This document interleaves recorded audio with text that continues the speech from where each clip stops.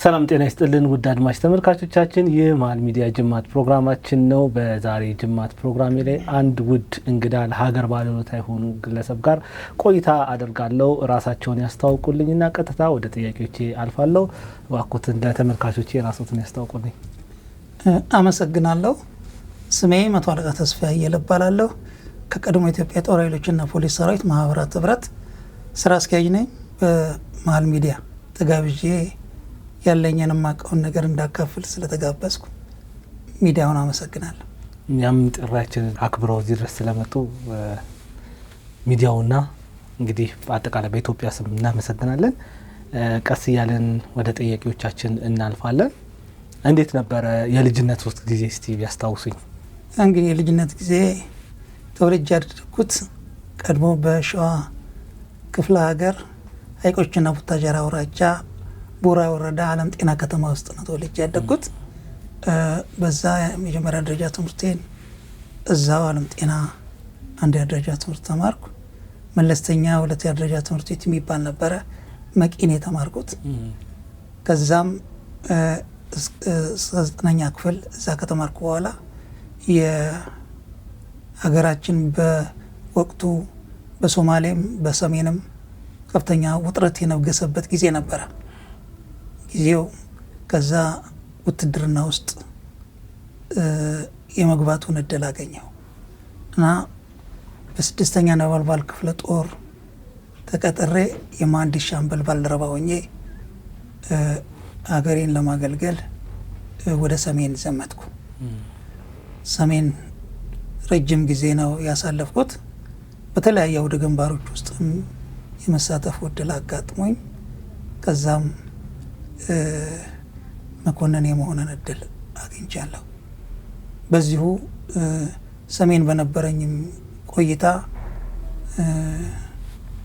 በበርካታ አውደ ውጊያዎች በተሳተፍኩባቸው ከመኮንን ከሆንኩም በኋላ በዋሰ ልዩ ቃኝ ብርጌድ ውስጥ የመሀንዲስ መኮንን ሆኜ አገልግያለሁ።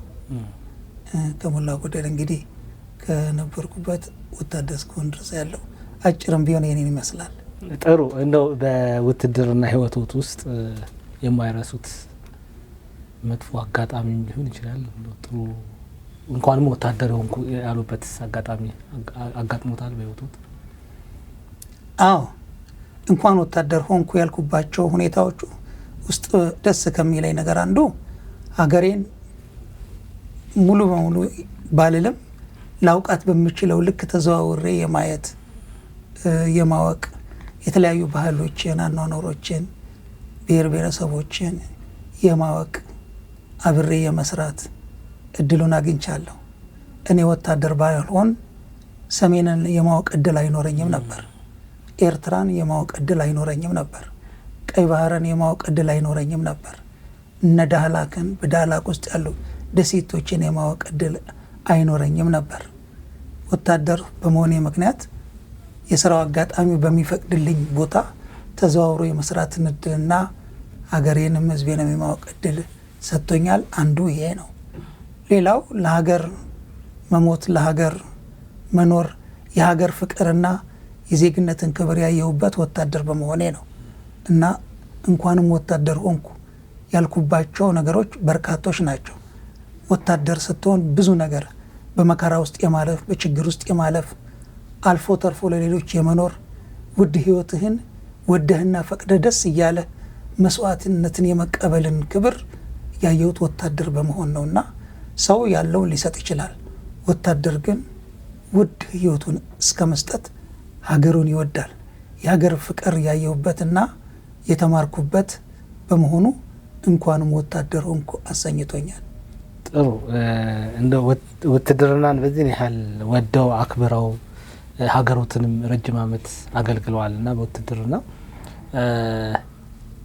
የቀድሞ ሰራዊት ብለን አሁን የምንጠራውን የኢህአዴግ መንግስት ወይም ህወሓት መራሹ ኢህአዴግ ስልጣን ሲቆጣጠር ሙሉ ለሙሉ እንዲበተን ነው ያደረገውና ያን አጋጣሚ እንዴት ነው የሚያስታውሱት? አዎ፣ በዚህ ጉዳይ በጣም ቁጭትና ሀዘን ነው ያለኝ።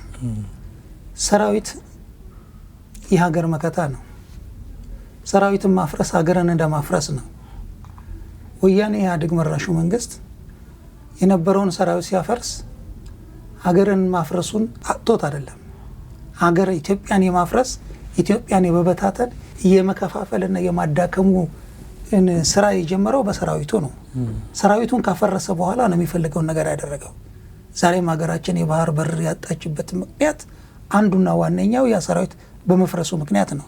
ያ ሰራዊት በነበረበት ሰዓት ከራስ ካሳ እስከ ራስ ዱሜራ 1000 ኪሎ ሜትር የባህር ወሰን ይጠብቅና ያስከብር የነበረው ያ ሰራዊት ነው። ያ ሰራዊት ከሌለ በኋላ ነው ሁለቱም ትላልቅ ወደቦቻችን አዱሊስን ጨምሮ እንድናጣ የተደረገው ሰራዊቱ በመፍረሱ ምክንያት ነው። ያንን ሰራዊት አፍርሶ እሱ ሀገሪቱን ከተቆጣጠረ በኋላ ሀገሪቱን ወደብ አልባ ነው ያደረጋት። ስለዚህ ያን ሰራዊት በመፍረሱ ምክንያት እንደ ግል ጉዳት ቢኖረኝም ትልቁን ጉዳት ያስተናገደችው ግን ሀገራችን ናት። ሀገር ነው ያጣችው፣ ወደብ ነው ያጣችው፣ የባህር በር ነው ያጣችው። ይሄ የሆነው ደግሞ በሰራዊቱ መፍረስ የመጣ ነው። ያ ሰራዊት በትንሽ ክፍያ ሀገሩን ሲጠብቅ የነበረ ሰራዊት ነው። ነገር ግን በዛ ሰራዊት መፍረስ ምክንያት ዛሬ ሀገራችን እያስተናገደች ያለችውን ጉዳት ሁላችንም የምናውቀው ሀገር ያወቀው ፀሐይ የሞቀው ጉዳይ ነው። ስለዚህ የሚሰማኝ ስሜት ትልቅ ሀዘን ነው። እንግዲህ በወቅቱ ሀገሪቷን ያስተዳድሩ የነበረው ጓድ መንግስቱ ኃይለማርያም ናቸውና ጓድ መንግስቱ ኃይለማርያም ሀገር ለቀው ወደ ዚምባብዌ መሄዷቸውን የት ሆኖ ሰሙ? ምንስ ተሰማዎት በወቅቱ ያንን ሲሰሙ? የሚገርም ነገር ነው። ሀገር ለቀው ሄዱ በሚባልበት ሰዓት እኔ ከነበርኩበት አስመራ ነበር የነበርኩት። ጸሎት የሚባልበት ስፍራ ነው የነበረው። የኛ ማዘዣ ጣቢያ በደቀ መሀሪ ግንባር ከፍተኛ ውጊያ ነበር ቱርክ ምሽግ ላይ።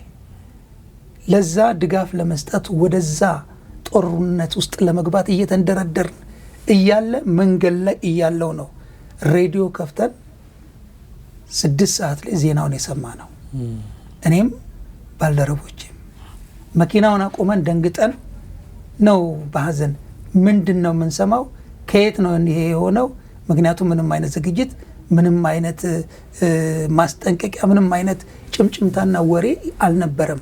ወጡ የሚለው ነገር ለኛ ትልቅ ሰርፕራይዝ ነው፣ ትልቅ ድንጋጤ ነው የፈጠረውና አዘንን፣ ቆምን። ኃይለኛ ውጊያ በሆነበት ሰዓት ውጊያውን ራሱ በፊሽካ አንድ ኳስ አጫዋች ፊሽካ ሲነፋ እንደው ጌም ኦቨር እንደሚባል ጸጥ ነው ያለው ጦር ሜዳው።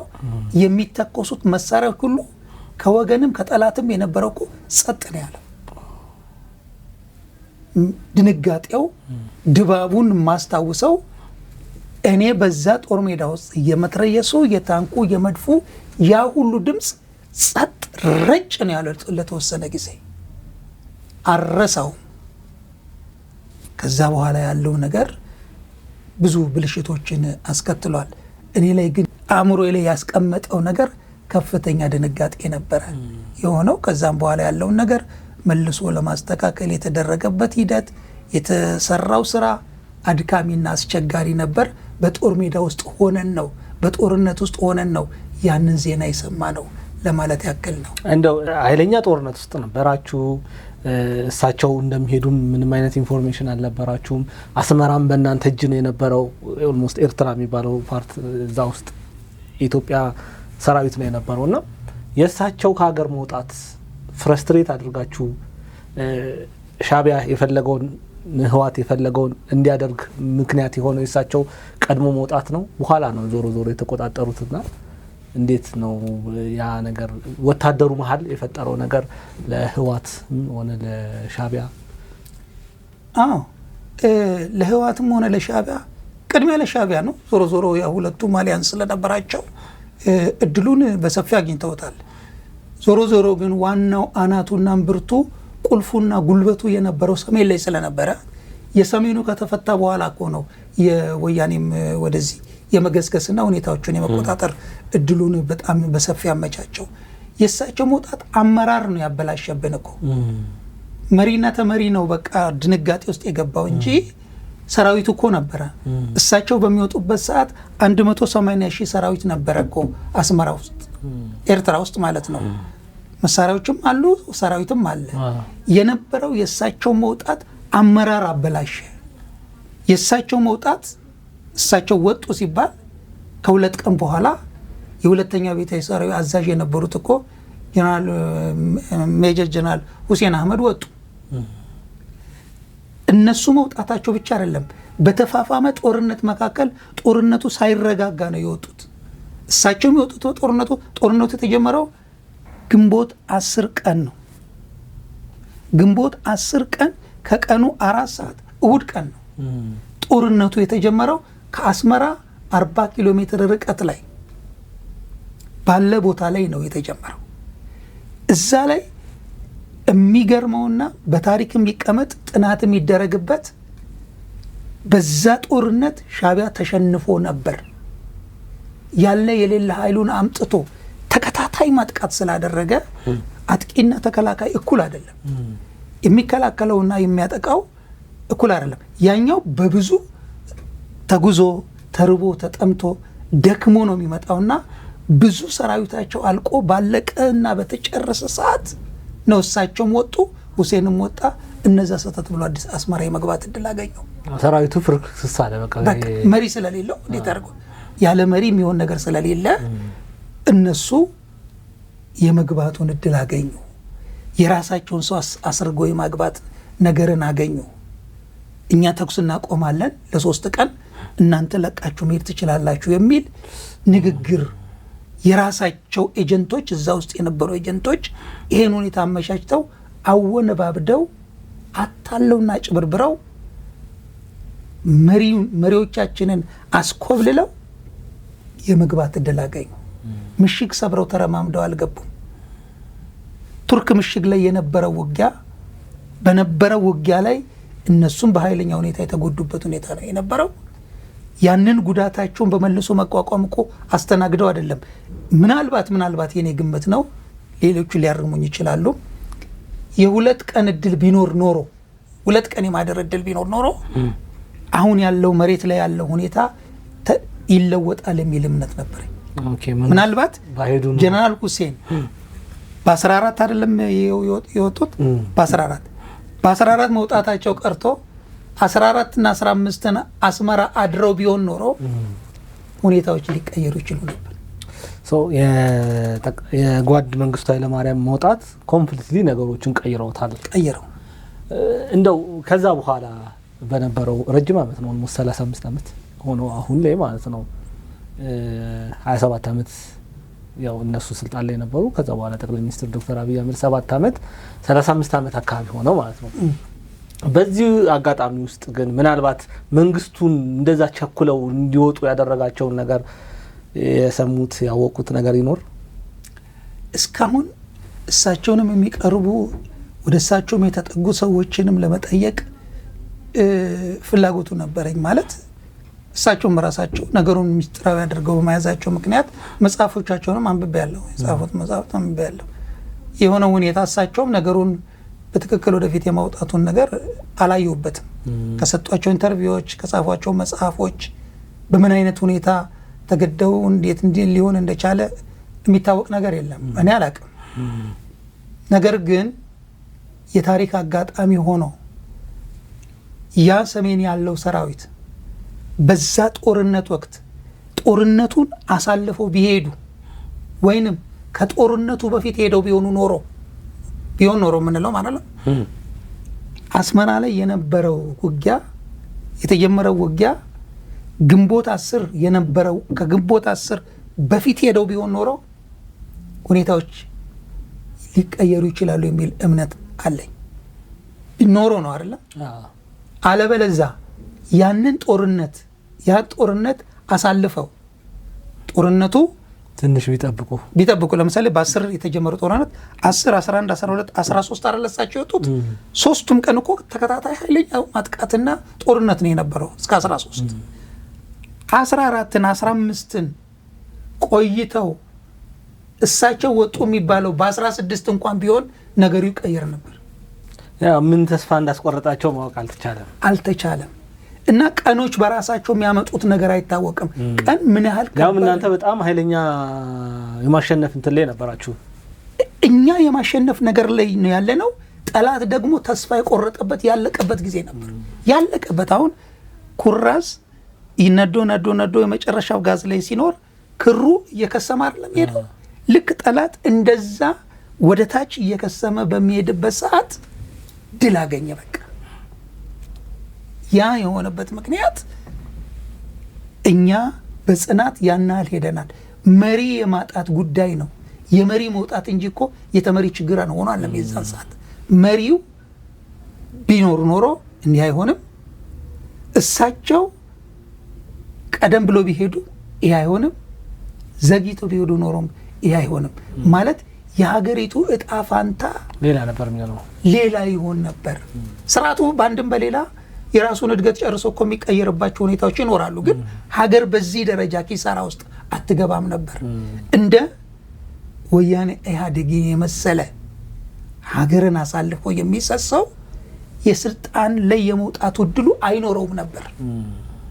ስርዓቱ ቢቀየርም ሀገርን አሳልፎ የሚሰጥ ነገር ይኖራል ብዬ አልገምትም ነበር። ምክንያቱም ያ ሰራዊት አለ፣ ደጀንም አለ። በቁጭት የሚያደርግ ጀግና ሰራዊት ነው። ዋጋ የሚከፍል ሰራዊት ነው። ራሱን አስቀድሞ የሚሄድ ሰራዊት ነው። ያን ሰራዊት በአመራር ባለመኖሩ ምክንያት የመጣ እንጂ ከመሪው በፊት የሆነ ነገር አለመሆኑን ማሳያው ቀድሞ የወጡት መሪዎቹ በመሆናቸው ነው። የሰራዊቱ አዛዥ የነበሩ ጀነራል ወጡ። ከሳቸው በኋላ ተከትሎ ከምሽጉ ነው የወጣው። አመራር የሚሰጠው ባለመኖሩ ምክንያት የመጣ እንጂ በሴራ የተደረገበት እንጂ በራሱ ተሸናፊ ሆኖ አለመሆኑን ማሳያው በርካታ ምልክቶች አሉ። እንግዲህ እንዳሉኝ ጦርነቱ የተጀመረው ግንቦት 10 ነው። ኢህአዴግ ደግሞ አገሪቷን የተቆጣጠረው ግንቦት 20 ነው። ግንቦት 20 የ10 ቀን ልዩነት ነው። 10 ቀን ልዩነት በመሃል በ13 መንግስቱ ኃይለማርያም ወጥቶ ከዛ በኋላ 7 ቀን ማለት ነው። በቃ ነገሩ አለሙ ጠፋ። ሚመራችሁም አጣችሁ ማለት ነው። ያ ነገር ተፈጠረ። ግንቦት 20 እንግዲህ ወያኔ ሀገሪቷን ስትቆጣጠር አሁንም ወደ እንትኑ ለመልሶት ነው። እርሶ የት ነው የነበሩት የዛኔ? ግንቦት 20 እኔ ሱዳን ገባሁ። ኦኬ 20 ስትል 20 ማታ ዱርዴፕ የሚባል መጠለያ ጣቢያ ገብቻለሁ። ምክንያቱም እኔ ከአስመራ የወጣሁት በ16 ነው። እኔ ሳይሆን ያው ሰራዊቱ ለቆ መውጣት የጀመረው ግንቦት 16 ቀን ነው። ግንቦት 16ን አስመራ ለቀን ወጣን። እኔ ግንቦት 20 ሱዳን ደርሻለሁ። ሱዳን ነው የነበርኩት። እኔ እዚህ ጋር አሁን እንትን ማለት ይፈልጋል ጀስት መንግስቱ ኃይለማርያም በወቅቱ እንግዲህ እናንተ በዛ እንትን ውስጥ ወደ 180 ሺህ የሚጠቃ ወታደር ነበር እያሉኝ ነው። ግን በተደጋጋሚ ሲናገሩ የነበረው አንድ ቃል ነበር። አንድ ጥይትና አንድ እስኪቀር ድረስ እንፋለማለን እያሉ 180 ሺህ ሰው እዛ ወታደር እያለ አንዳንድ ነገሮች በጣም መጥራት ስላለባቸው ነው። ወታደሩ እንትን መባል የለበትም። ምክንያቱም የሚችለውን ነገር አድርጓል። መሪ ስለሌለው ምን እንደነካቸው ምንም እንትን እንዳለ ምንም አይነት ታሪክ መረጃ የለም። የሰማችሁትም ከዛ በፊት በምን አቆያ ማለት እሳቸው እንግዲህ በተደጋጋሚ የሚናገሩት ንግግር ነበር እና እንደሚወጡ ምንም አይነት ኢንፎርሜሽን ፍንጭ አልነበረም። ሰው በቃ ወጡ፣ እናንተም ተበታተናችሁ። ኢህአዴግ ደግሞ ወያኔ ደግሞ ስርዓቱ ማለት ያለምንም ጦርነት እንደገባ ነው ብዙ ሰዎች የሚናገሩ። ኦልሬዲ ወጥቷል ማለት። በተደጋጋሚ ግን የሚናገሩት አንድ ንግግር አለ። በክንዳችን በኃይላችን ነው ኤርትራውያን በተለይ ሻቢያ አሰብን ያዝ ነው ይላሉ። እንደዛ ብሎ ያምናሉ። በክንዳቸው ነው እንትን ያሉት። በተአምር አብዛኛውን ነገር መቼም እውነት የሆነው ነገር ማስቀመጥ አለ። እኔ ፖለቲከኛ አይደለሁም። ለማንም የሚጠቅምና የሚጎዳ ነገር አለ። እኔ በመናገርበት ሰዓት ከትላንት ስህተታችን እኛ እንድንማርበት፣ ጠላቶቻችንም ደግሞ የኢትዮጵያን ሰራዊት ጀግንነት ያውቃሉ። ጠላት ያውቃል። ብቃታችንንም ጉልበታችንንም እውቀታችንንም ያውቃሉ። ኢቨን ኤርትራውያኖችም ያውቃሉ። ይሄ አሁን እኔ የምናገረው በኃይላችን በጉልበታችን በደማችን በምንም ታምር በሴራ ዓለም አቀፍ የሆነ የኢትዮጵያ ታሪካዊ ጠላቶች የሆኑ መንግስታቶች አግዘዋቸው እንጂ እነሱ ከየት አምጥተው ነው እንደዚህ የሚያደርጉት? ከየት በየትኛው በኩል? ኤርትራ ሀገር የሆነችው እኮ በኢትዮጵያ ነው።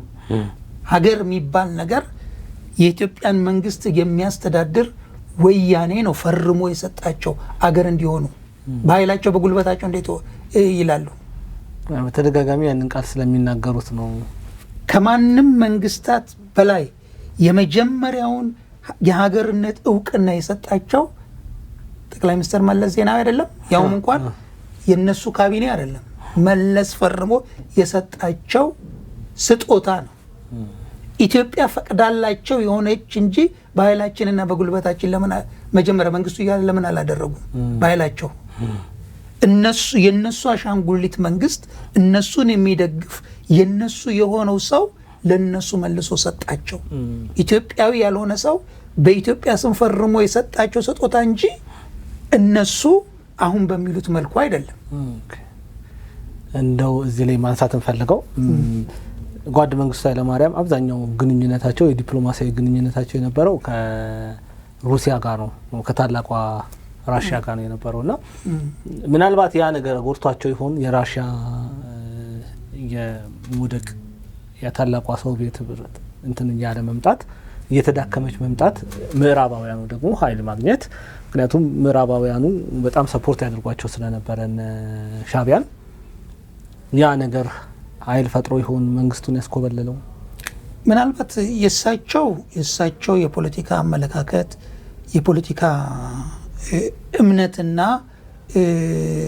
የሚያራምዱት ነገር በምን አይነት ሁኔታ እንዳለ እኔ ባይገባኝም በወቅቱ እኮ የሶሻሊዝም ስርዓት በዓለም ላይ እየተዳከመ የመጣበት ወቅት ነው። ያ ወቅት ብዙዎቹ ያ እንደማያዋጣ ይሄንን ስርዓት የመለወጥ ነገር በዓለም ላይ ያለው እንቅስቃሴ እሳቸውን ሳያሳስባቸው የቀረ አይመስለኝም። እንኳንስ አይደለም ኢትዮጵያ ራሷ ትልቋ ሶቪየት ህብረት እኮ በሚሃይል ጎርባቾቭ አማካኝነት ፕሮስቶሪካ በሚባል ነገር ምናልባት የተሳሳትኩትን ሌሎች ሊያርሙኝ ይችላሉ፣ ለውጦች ነበሩ። ያንን ለውጥ ተቀብለው ወደሚፈለገው ነገር ለማምጣት እሳቸው ስታክ ያደረጉ ይመስለኛል። ግን አመሻሽ ላይ ቅይጥ ኢኮኖሚ አውጀው ሁኔታውን ከሶሻሊዝም ወደዚህ የመጡበትም ጊዜ እንደነበረ አስታውሳለሁ። ቀደም ብዬ እንደነገርኩኝ የፖለቲከኛ አይደለሁም። ፖለቲካው ግን በዚህ መልኩ ዓለም ላይ ያለው ለውጦች የሚታዩ የሚንጸባረቁበት ጊዜ ነበር። የእሳቸውም አገዛዝና ስርዓት እየተጠላ የመጣበትም ጊዜ ነበር። እየተጠላ የመጣበትም መንገድ በብዙ መልኩ መገለጫ አለው። በአብዛኛው ማለት አይደለም። የመፈንቅለ መንግስቱ ሙከራም አንዱ እኮ የስርዓታቸው እርጅና ምልክት ነው። እዛ ላይ ከመፈንቅለ መንግስቱ ሙከራ በኋላ የቆዩበት አመታት እኮ 2 እና 3 አመት 81 ነበረ፣ እሳቸው 83 ሄዱ። የ2 አመት እድሜ ነው የነበረው። እነዛ ነገሮች እሳቸው በአመራሩ ላይም እምነት ያጡበት ጊዜ ነው። እምነት ማጣት ብቻ አይደለም፣ በዛ የመፈንቅለ መንግስቱ በኢትዮጵያ ላይ ያደረሰው ጉዳት ቀላል አይደለም። ስፔሻሊ በሰራዊቱ ውስጥ ሰራዊቱን አመራር ነው ያሳጣው። እሳቸው በዛ መፈንቅለ መንግስት ውስጥ አሉ ብሎ ያሰቧቸውን ሁሉ እርምጃ ወስደዋል።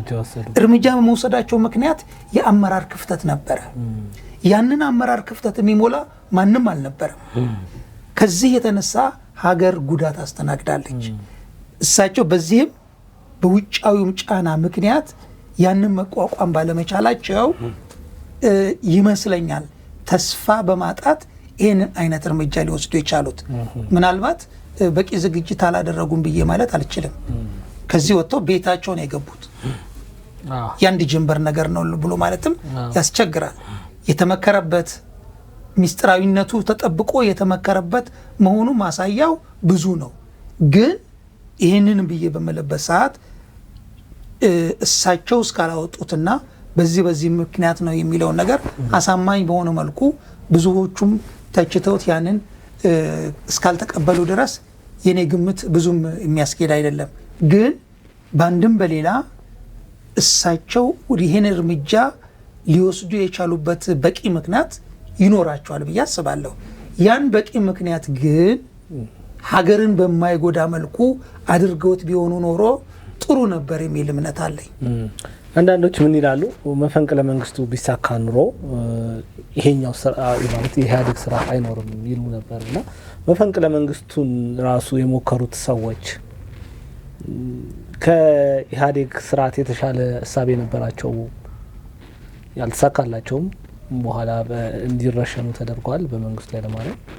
እሳቸውም ደግሞ ከዛ በኋላ 2 ዓመት ነው የቆዩት። ከዛ እንዳሉት ወደ ዚምባብዌ ሄደዋል። እና ቢሳካ ኑሮ ኢትዮጵያ የአሁኗ ገጽታ ነው የሚኖራት ብለው ያስባሉ? መፈንቅለ መንግስቱ ቢሳካ ኢትዮጵያ የአሁኑ መልክ ይኖራታል የሚል እምነት አይኖረኝም። ቢሳካ ኒቢያ እንትን እናጣ ነበረ፣ ቢያንስ የባህር በር አናጣ። ስለዚህ የነበሩ ሰዎች ኢትዮጵያውያኖች ስለሆኑ መፈንቅለ መንግስቱን ያደረጉትም ሰው ኢትዮጵያዎች ስለሆኑ ኢትዮጵያን አሳልፈው የሚሰጡ ናቸው የሚል እምነት የለኝም። ሁለቱንም ወደቦቻችንን እናጣለን የሚል እምነት የለኝም። ነገር ግን የተሻለ ስርዓት ይመጣል ወይ አላውቅም። ምክንያቱም ዞሮ ወታደራዊ አገዛዝ ነው የሚሆነው። ከመንግስቱ የተሻለ ይሆናል ብዬም አልገምትም። ሀገር እንደ ሀገር ሙሉ ሆና ልትቆይ ትችላለች፣ ሳትሸራረፍ፣ ሳትቆራረጥ፣ ባህር አልባ፣ ወደብ አልባ፣ ከቀይ ባህር የራቀም ሳንሆን ልንኖር እንችላለን። አሁን ያለውን ሁኔታ ግን እድገት ያመጣል፣ ብልጽግናን ያመጣል፣ የተሻለ ነገር ይሆናል ብዬ ለማለት ይቸገራል። ዲሞክራሲን ያመጣል የሚል እምነት ግን በኔ ነው። እንደኔ የነበሩትን ሰዎች እነማን እንደሆኑ ስለምናቅ ከሳቸው ከመንግስቱ የተሻሉ ሆነው ያደርጋሉ የሚል እምነት የለኝም እንደኔ። እንደው መፈንቅለ መንግስቱ ላይ አንድ ጥያቄ ላንሳና ወደ ሰሜን መልሶታለሁ።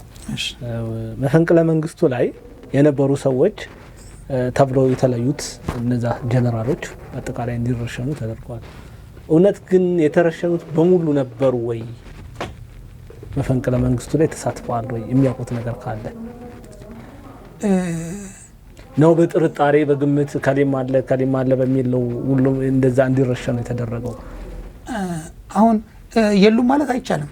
መፈንቅለ መንግስቱ ይመኑበትም አይመኑበትም የሉበትም ማለት አይቻልም። እንኳን አይደለም ቅድም ከወንድሜ ጋር ስናወራ ነበረ፣ እንኳን አይደለም እነሱ ትልልቆቹ ቀርቶ እኮ እታችም ደረጃ ያለው ሰው ቢሆን እንዲያውቀው ይደረጋል።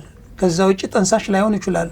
ጠንሳሾቹ ጥቂቶች ይሆናሉ፣ ሌሎቹ ግን አስፈጻሚዎች ናቸው የሚሆኑት። ነገር ግን በማን ተጀመረ፣ ማን ጠነሰሰው፣ ማን አሰበው የሚለው ነገር አንድ ነገር ከአንድ ሰው ይነሳል። ሀሳቡን ለሌሎች ይሸጣል። የሀሳብ ገዢ ካገኘ ያንን ሀሳብ የሚደግፉ ሰዎች በዛ ሀሳብ ዙሪያ ሊሰባሰቡ ይችላሉ። እንደ ወታደር አሁን ከለመንግስቱ ሲደረግ ለሁሉም ነው የተበተነው። ሀሳቡ እንዲያውቁት ይደረጋል እንጂ ያን ሀሳብ እንዲደግፉ እንዲያውቁት ይደረጋል እንጂ ጠንሳሾች ሊሆኑ አይችሉም። አሁን እዛ ከሞቱት መካከል እኮ ሁሉ ጠንሳሾች አይደሉም፣ አይሆኑም። ሎጂኩም አያስኬድም እኮ። እንዴት ሁሉ ሰው በአንድ ጀንበር በአንድ ሀሳብ እንዴት አንድ ጊዜ ይሆናል? አይሆንም። ከአንዱ ወደ ሁለተኛ፣ ሶስተኛ፣ አራተኛ ሀሳቡን ይወያዩበታል፣ ያመኑበትን ያደርጋሉ። መቼ ያደረጉት፣ እንዴት ተጀመረ፣ ያ የራሱ የሆነ ነገር ይኖረዋል እንጂ እዛ ውስጥ የነበሩት ሰዎች የሌሉ ሰዎች በዚህ ጉዳይ ላይ ሚስጥራችንን አይጠብቅልንም ብለው ሀሳቡን ያላካፈሉት ሰው እነሱ መካከል ገብቶ ችግር ደረሰበት የሚባል ካለ ሊኖር ይችላል። ግን እነዛ ሰው ሁሉ አያውቁም፣ አልነበሩም፣ ሀሳቡን አልደገፉም ብሎ ለማለት ግን ያስቸግራል። ጥሩ፣ እንደው ወደ ሰሜኑ ልመልሶትና ኤርትራን በደንብ ያውቋታል። ስለ አሰብ፣ ስለ ምጽዋ፣ ስለ ዳህላክ የሚሉኝ ነገር ካለ እንደው ስለዛ አካባቢ ቆይተውበታል እና ምን ይመስላል? ኤርትራ በፊት ደግሞ አስመራ ከተማ ጻዳ ተብላ በጣም ትጠራለች እና ምን ዋጋ አለው 500 ብር ለአስመራ ከተማ የሚል ተረቱላ አለውና ሶስቲ ስለዛ አካባቢ የሆነ ነገር በሉ። እኔ 1500 አልጨረስኩበትም፣ ጓደኛዬ ግን ሳይጨርስ አይቀርም።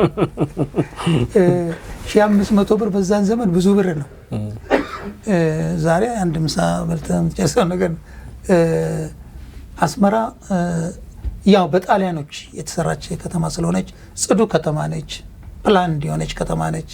ከተማው ደስ የሚል ከተማ ነው እና አስመራ ጦሩ ሲመጣ ይዘናናባታል። ነገር ግን ቅድም አንተ እንዳልከኛ ኤርትራ እኔ ረጅም ዓመት ያሳለፍኩት ምጽዋ ነው። ምጽዋ ላይ ብዙ ጊዜ ኖሬያለሁ። ቀይ ባህርን ላውቀው በሚችለው ልክ አውቃለሁ። ቀይ ባህር ማለት እንግዲህ ባህሩ ሄጄበታለሁ፣ በመርከብ ሄጄበታለሁ፣ ወደ አልጌና ሄጄበታለሁ፣ ወደ ዳህላክ ሄጄበታለሁ። የተለያዩ ቀይ ባህር ውስጥ ያሉ ደሴቶች አሉ። እነዛን ደሴቶች በስራ አጋጣሚ የመርገጥ እድል አጋጥሞኝ ረግጫቸዋለሁ። የረገጥኩበት ምክንያት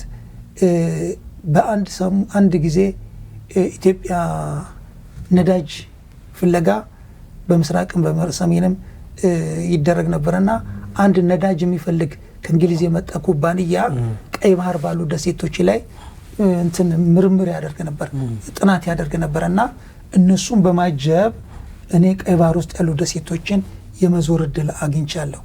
እና ትልቁን ዳህላክ ከቢር ይባላል። ዳህላክ ከቢር ላይ አንዳንድ እቃዎችን ለመግዛት የጦሩ ቤዝ ናኩራ ላይ ስለነበረ ናኩራ ትላልቅ መርከቦች የሚጠገኑበት ዶክ፣ የመርከብ ጋራዥ ያለበት፣ የኛም ሰራዊት ያለበት፣ የራሻም መርከቦች የሚቆሙበት ነው ናኩራ ደሴቱ። እና እዛ ላይ ተዘዋውሬ አይቻቸዋለሁ፣ ሄጄባቸዋለሁ፣ አውቃቸዋለሁ። እና የተለያዩ የኤርትራ አውራጃዎች አካለ ጉዛይን፣ ሰራይን፣ ሀማሴን፣ ያው አስመራ ዙሪያ ያሉትን ወደ አልጌናም እነዚህን ሄጄባቸዋለሁ፣ አውቃቸዋለሁ። እና እነዚህን ቦታዎችም ያው ቅድም መግቢያ ላይ እንደተናገርኩት ወታደር በመሆን ያየኋቸው ቦታዎች ናቸው። ቀይ ባህር በጣም ደስ የሚል ባህር ነው። ለሀገራችን ትልቅ ሞገስ ነው። የባህር ኃይላችን በዛ ላይ መርከቦቹን ይዞ በሚሄድበት ሰዓት ያለው ሞገስ ያለው ግርማ በጣም የሚያስደስት ነው። እና እነዛን አሁን የሰሜን ባህር ኃይል እዝ እና መደቡ ያለበት ላይ መርከቦቹ ሲወጡና ሲገቡ ስትመለከት በጣም ነው ደስ የሚለው። እና የሀገሪቱም ሸቀጥ የሚገባበትና የሚወጣበት ስለሆነ በተለይ ምጽዋ ላይ ያለው ወደቡ በምትመለከትበት ሰዓት፣ መዝናኛ ቦታዎቹን በምትመለከትበት ሰዓት በጣም ትልቅ ነው። ዛሬ ግን ያ የለም። ምክንያቱም ከኢትዮጵያ ጋር ታሪክ ሆኖ የቀረ ነው። ምክንያቱም ኢትዮጵያ እስካልተጠቀመችበት ድረስ ማንም የሚጠቀምበት አይደለም። ዛሬ ኤርትራ በምትሄድበት ሰዓት ቀድሞ በእኛ ዘመን የነበሩ ቀለሞች ተደርበው ያልተቀቡበት ሁኔታ ነው ያለው። አሮጌ ከተማ ነው የሆነው። እና እነዛን ሳስብና ስመለከት በጣም ነው ማዝነው። አስመራን ኤርትራንም በዚህ ልክ ነው የማውቃቸው። እንደው አሁን ሁለት ሀገር ከመሆናቸው በፊት አንድ ሀገር ነው የነበሩት፣ በአንድ መንግስት የሚመራ ህዝብ ነው። ምን ይሰማውታል? ማለት አስመራ እንደዚህ ፈራርሳለች። ትናንትና የኛ የነበረው ወደቦች ዛሬ የኛ አይደሉም፣ እንደፈለጉ አናዛቸውም። አሰብ ላይ የነበረ የነዳጅ ማጣሪያዎች ሁሉ አሉ። እነዛ ሁሉ ነገሮች በቃ ሻክተው ቆሻሻ ሆነው እንደው እንደ አንድ ወታደር ሀገሩን እንዳገለገለ ለሀገሩ ሊደማ ሊቆስል እንደወጣ ወጣትነቱን በወታደር ቤት እንደጨረሰ ሰው ምን ይሰማውታል? ይሄ አሁን ያለው ሁኔታ ሲያዩ በጣም ነው የሚያሳዝነው። መቼም ፖለቲካው ነው እንጂ ለየን የሚገርመው ነገር ኤርትራውያን እኮ አዲስ አበባ ነው ያሉት፣ ናዝሬት ነው ያሉት፣ ሻሸመኔ ነው ያሉት። በተለያየ ቦታ በምትመለከትበት ሰዓት ያ ህዝብ ዛሬም እዚህ ነው ያለው። ይሄ ህዝብ እዛው እያለ ያ ሰራዊት አሁን ቤተሰብ አፍርቷል እኮ ያ ሰራዊት። የሚገርመው ነገር ፒዩር ኤርትራዊ ማን ነው ብትል ራሱ እኮ አንድ ምንድነው ሩብ ፒዩር አታገኝም። ሩብ ያለውን ቁጥር 75% ኢትዮጵያዊ ለመሆኑን ያልጠራጠርም የኔ ግምት ነው። ኤርትራዊ የሚያሰኘው ደም ከሆነ ማለት ነው። እያንዳንዱ ኤርትራዊ ውስጥ ኢትዮጵያዊ ደም አለ። ይሄንን በማስረጃ ላስረግጥ። ኤርትራ ውስጥ የምድር ጦሩ ተመልከተው። የምድር ጦሩ መደበኛ ሰራዊት የምንለው እንግዲህ የምድር ጦር ሰራዊቱን ተመልከት። 1 አየር ኃይሉን ተመልከት። 2 ባህር ኃይሉን ተመልከት። 3 አስተማሪዎችን ተመልከት። ሌሎቹን ቴክኒካሊ የሚሰሩ የተለያዩ ሰራተኞችን ተመልከት።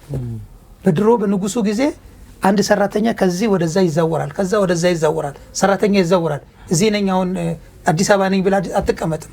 ከአዲስ አበባ ተነስተ ጅማ ልትቀየር ትችላለህ። አስተማሪ ከሆንክ ሀረር ልትቀየር ትችላለህ። ፖሊስ ከሆንክ ከዚህ ተነስተ እዛ ልትዛወር ትችላለህ። እነዚህ የመንግስት ሰራተኞች በሄዱበት ቦታ ትዳር መስርተዋል፣ ቤት ሰርተዋል፣ ልጆች ወልደዋል፣ አግብተዋል፣ ተጋብተዋል። ማንን ከማንን ነው የምትለየው? ኢቭን እኮ ራሱ የኤርትራ መሪ ነኝ ከሚለው ከኢሳያስ አፈወርቂን ጀምር። ኢሳያስ አፈወርቂ ፒውር ኤርትራዊ ነው አይደለም? የኢትዮጵያዊ ደሞ አይደለም የሚበዛው? ከመሪው እስከ ወታደሩና እስከ ታች ተማሪው ድረስ በርካታ ኢትዮጵያውያኖች ሻቢያ ውስጥ ሆነው የሚያገለግሉ ወታደሮች ኢትዮጵያዊ ደም ያለባቸው ናቸው። ምክንያቱም አሁን ቅድም ባልኩ መልኩ ተጋብተናል፣ ተዋልደናል፣ ተጋምደናል።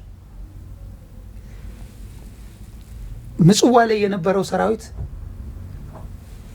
ተፈጥሯዊ ስለሆነ አግብቶ ወልዶ፣ አስመራ ላይ ያለው እንደዛ፣ ከረን ላይ ያለው እንደዛ፣ አካለ ጉዛይ ላይ ያለው እንደዛ፣ ደቀ ማህሪ ላይ ያለው እንደዛ፣ አቆርዳት፣ ባረንቱ፣ ተሰነ ያሉትም እንደዛ። እያንዳንዱ ቦታ ላይ ብትመለከት ያላገባ፣ ያልወለደ፣ ያልተጋመደ የለም። እነዚህ ፖለቲካው ከመለየቱ በስተቀር በደምም የሚሆን ቢሆን እንዲህ ነን ብለው ከኢትዮጵያ ተቆርጠው በኢትዮጵያ ላይ የጠላትነትን ስሜት ሊያሳድሩ አይችሉም። ዛሬም እየመገበቻቸው እያስተዳደረቻቸው እየረዳቻቸው ያለችው እኮ ኢትዮጵያ ነች። አንድ ብንሆን ኖሮ የት እንድደርስ ነበር? ዛሬ ጅቡቲ ላይ የምናፈሳቸው ነገሮች እኮ የጋራ እኛን ሊያሳድጉ የሚችሉ ነገሮች ይሆኑልን ነበር። ነገር ግን በፖለቲካው ምክንያት የውጭ እጅ ስላሸነፋቸው ታሪካዊ ጠላቶቻችን እኛ ላይ የራሳችን ሰዎች በማስነሳታቸው ምክንያት የተፈጠረ ነገር ነው። ስለዚህ እኔ አሁን ይህን ሳስብ የሚሰማኝ ስሜት መቼም እግዚአብሔር ወደ ልባችን መልሶን መቼ ነው ይሄ መካከለኛው ያለው አሁን በአፍሪካ ቀንድ ዙሪያ ያሉት ሀገራት እንደው አንድነት ፈጥረው ጠንካራ መንግስት ሆነው እንደው የሚኖሩት ብዬ እመኛለሁ።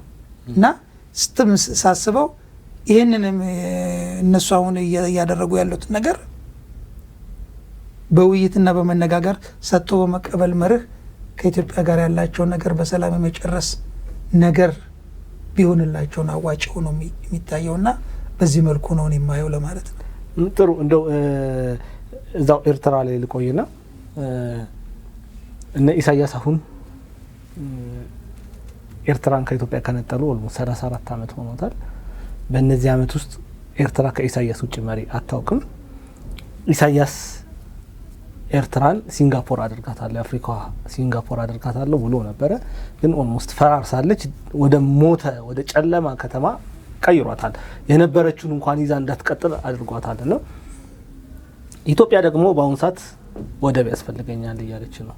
በእርግጥ በህጋዊ መልኩ አካሄድ ባለው መልኩ ሄጄ ጠይቄ የራሴ ንብረት ነው የሚል ነገር አላትና አሰብ የእውነት የኢትዮጵያ ነው ብለው ያስባሉ? አዎ፣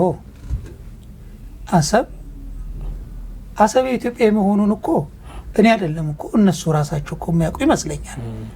ምን ማለት ነው አሰብ የኢትዮጵያ ለመሆኑ? ኤርትራ ከኢትዮጵያ ስትገነጠል አሰብ የማን ነበረች? አሰብ የአሰብ ራስ ገዝ ሆና በአፋር ክልል ውስጥ ያለች የወደብ ከተማ ነች እንጂ እኮ በኤርትራ ውስጥ እኮ አልነበረችም። ኤርትራ እኮ ከ83 በፊት አሰብን እኮ አላስተዳደረችም እኮ። በኢትዮጵያም ኤርትራ ራሷ በኢትዮጵያ ስር ሆና ማለት ነው በኢትዮጵያ ስር ሆና አሰብን እኮ አላስተዳደረችም። አሰብ ራስ ገዝ ሆኖ እኮ ራሱን ችሎ እኮ ያስተዳደረ የነበረ ነው። ኤርትራ ብትሄድ ራሷን ችላ ነበር መሄድ የነበረባት ስትሄድ ማለት ነው። በዚህ ጉዳይ ላይ የተደራደረ የተነጋገረ የተከራከረም አልነበረም። ይግባኝ የሌለበት ፍርድ እንዲፈረድ ሆኖ በሪፍረንደም የቅኝ ግዛት ውል በሚል በቅኝ ግዛቱም ጊዜ ያልነበረ በፈረሰ ውል ህጋዊ ባልሆነ መንገድ የሆነ እንጂ አሰብ ከዛ ጋር ያጠቃለለ ካርታ አልነበረም። አሰብ በ83 ያ ካርታ ምን አይነት ነበር? ያ ካርታ የነበረውን ካርታ ምናልባት ልታስተዋውሱ ትችላላችሁ። አሰብ ራስ ገዝ ሆኖ የኖረ ራሱን በራሱ ሲያስተዳድር የነበረ ነው ልክ ሪፈረንደም በሚደረግበት ሰዓት። ስለዚህ አሰብ የማን ነው ብለህ ታምናለህ? የነበረውን ነው ማምነው፣ የተጻፈውን ነው ማምነው። ታሪክ ወደ ኋላ ሄዶ ብዙ ሊል ይችላል። ግን እኛ በነበርንበትና በምናውቀው እነሱም ሪፈረንደም ባደረጉበት ጊዜ ያ የነበረው አሰብ ራስ ገዝ እንጂ አሰብ ኤርትራ ሆኖ አያውቅም። እንደው እዚህ ላይ ይሄንን የሚያውቅ የኛ መሪዎች የነበሩት በደንብ ያውቃሉ ይሄንን ነገር። ይሄ አሁን ይሄ ቀላል ጥያቄ ነው። እኔም ሳላውቀው ቀርቼ አይደለም የጠየቁት። ኢትዮጵያ እንደሆነ በብዙ መልኩ ማስረጃዎች አሉ። ይሄንን እንደሆነ እያወቁ የወቅቱ መሪዎች አሰብን አሳልፈው ሲሰጡ የዛን ሰዓት የሆነ ቦታ ላይ ሆኖ ይሰሙታል። ከዛ ጊዜ የነበረው ቁጭት አሁንም ድረስ ይኖራልና ምንድነው ስለነዚህ መሪዎች የሚሰማውት? እንደ ወታደር እንደ ሀገሩን እንደሚወድ እንደ ቆሰለ ብዙ ነገር ዋጋ እንደከፈለ በዛ ቦታ ላይ ለነዚህ ሰዎች ምን ይሰማውታል? እነዚህ ሰዎች እኔ እስካሁን ድረስ የማይገባኝ ምን ጥቅም ቢያገኙበት ነው የራሳቸውን ነገር አሳልፈው ለመስጠት የደፈሩት እላለሁ እኔ በራሴ። አንደኛ መሪ ናቸው፣ ሀገርን ተረክበዋል። የተረከቡትን ሀገር ቆርሶ ላልጠየቀው አካል ደርቦ የመስጠት አሰብ የኢትዮጵያ አካል ሆኖ እያለ እነዛ ነፃ ወጡ የሚባል ነገር እንኳን ነፃነታቸውን ብንቀበል ተነጋግሮ የተደረገ ነገር የለም። እቺ ሀገር ነፃ ስትወጣ ሀገር ስትባል በዛች ሀገር ስም እኮ እቺ ሀገር ብድር ተበድራለች። በርካታ ወጪዎችና በርካታ መዋለ ንዋይ ፈሶበታል። ምንድነው መሆን ያለበት? ምንድነው መደረግ ያለበት? ወጪ እንዴት ነው የምንጋራው? ይሄስ እንዴት ነው የሚሆነው የሚል ህዝብ ያልመከረበት፣ ህዝብ ያልተወያየበት፣ ህዝብ ይሁንታ ያልሰጠበት አካሄድ ነው ሄደው ያስረከቡት። ያልተጠየቁትንም ጭምር ነው ሂድልኝ ብለው የሰጡት። እነዚህን ሰዎች ሳስባቸውን የሚሰማኝ ስሜት እነዚህ ሰዎች ምን አላማ ድብቅ አላማ ነበራቸው? ምን አይነት ነገር ኖሯቸው ነው እንዲህ አይነት ከማንም የማይጠበቅ ነገር ያደረጉት ብዬ ሳስብ እስካሁን ድረስ ግራ አጋባለሁ። ነገር ግን በእነዛን ሰዎች አዝናለሁ። ተመልሰው ከሞት ተነስተው ድርጅታቸው ሞቷል፣ እነሱም በህይወት የሉም። ግን ይሄንን የማይገባ ነገር ሰርተው ሲሄዱ ለትውልድ አለማሰብና ትውልዱን ያላማከለ ትውልዱን ነገ በታሪክ ተወቃሽ ሆናለሁ የሚል እይታ ውስጥ እንኳን መግባት አለመቻላቸው በጣም ነው የሚያሳዝነኝ። ስቲል ነው ሙቶቃሽ አያድርገኝን። በህይወት ኖሮ ያንን የሚመልሱት ነገር የለም። አሁን በህይወት ያለው ሰው ነው የሚመልሰው። አሁን በህይወት ያለ ሰው ነው ችግሮችን እያረመ ማስተካከል የሚችለው። እነሱ ግን ይሄንን ነገር አድርገው በመሄዳቸው በከፍተኛ ሁኔታ አዝናለሁ። አንዳው ይሄኛው ትውልድ እዳ ነው የወረሰው እንደምናውቀው። ምክንያቱም ለወደብ የሚወጣ ወጪ ኢትዮጵያ በአመት ወደ $2 ቢሊዮን አካባቢ ለጅቡቲ ትከፍላለች። ያ ገንዘብ ቀላል ገንዘብ አይደለም። እንደው ወደ ኢትዮጵያ ወደብ ኖሮን ማንከፍልበት ወደብ ኖሮን ያ ገንዘብ ትምህርት ቤት ይገነባል፣ ቤቶች ይገነባል፣ ክሊኒኮች ይገነባል፣ ብዙ አስፓልቶች፣ እነዚህ ነገሮችን ያደርጋል። ይሄኛው ትውልድ ይሄንን ወደብ ስላጣ እዳ ተሸክሟል። ግን ያለቃ ደግሞ ያለ አለ ማለት ምንም የማይመስለው ስለ ወደብም ስለ አሰብም ሲነሳ ምንም የማይመስለው ወጣት አለ። ለምን በዚህ ያህል እንዲደነዝዝ ሆነ? ይሄ ወጣት ምንስ መማር አለበት ብለው ያስባሉ? አዎ ትውልዱን የማንቃት የማስተማሩ ነገር ከኛ ብዙ ይጠበቃል። ጠላቶቻችን ለኛ ታሪካዊ ጠላቶቻችን ለኛ ተኝተው አያድሩም። በእያንዳንዱ ማይክሮ ሰከንድ በእኛ ላይ ደባ፣ ሴራ፣ ተንኮል ያደርጋሉ። ትውልዱን በተለያየ ነገር መያዝ ይፈልጋሉ። ይሄ ትውልድ እንዳይነቃ፣ እንዳያውቅ፣ ሀገሩን እንዳይወድ፣ ሀገራዊ ስሜትና ፍቅር እንዳይኖረው በተለያየ ነገር የማሰርና የማደንዘዝ ነገር አላቸው። ይሄ ትውልድ አይፈረድበትም። 27 ዓመት ጭንቅላቱ ላይ የተሰራበት ነገር አለ። ሀገሩን እንዳያውቅ፣ ሀገሩን እንዳይወድ፣ ለሀገሩ እንዳይሞት፣ በሀገሩ ተጠቃሚ እንዳይሆን ተሰርቶበታል። ፕሮግራም ተሰርቶበታል። በጀት አለው ተበጅቶበት እግር በእግር እየተከታተሉ በእኛ ጉዳይ ላይ የሚሰሩ አካላት አሉ። በጎረቤቶቻችን ማየት እንችላለን። በሶማሌ፣ በጅቡቲ፣ በኤርትራ፣ በሱዳን ዙሪያውን ስትመለከት በቃ እኛን አታክ ሊያደርጉ የሚችሉ በቃ ስውር ፈንጂዎች በየቦታ ላይ ቀብረው የሄዱበት ታይመር ቦምብ ማለት ነው። አንዱን ጊዜውን እየጠበቀ የሚፈነዳ ነገረኛ ላይ ያስቀምጣሉ። ትውልዱ ይሄን ማወቅ አለበት። ትነስም ትብዛ ሁሉም ነገር የሚያምረው በሀገር ነው። ሀገሩን ለሌላ አሳልፎ ባለመስጠት፣ በሀገሩ ጉዳይ ባለመደራደር፣ በሀገሩ ጉዳይ የነቃ ሆኖ ሀገሩ መጠበቅ መቻል አለበት።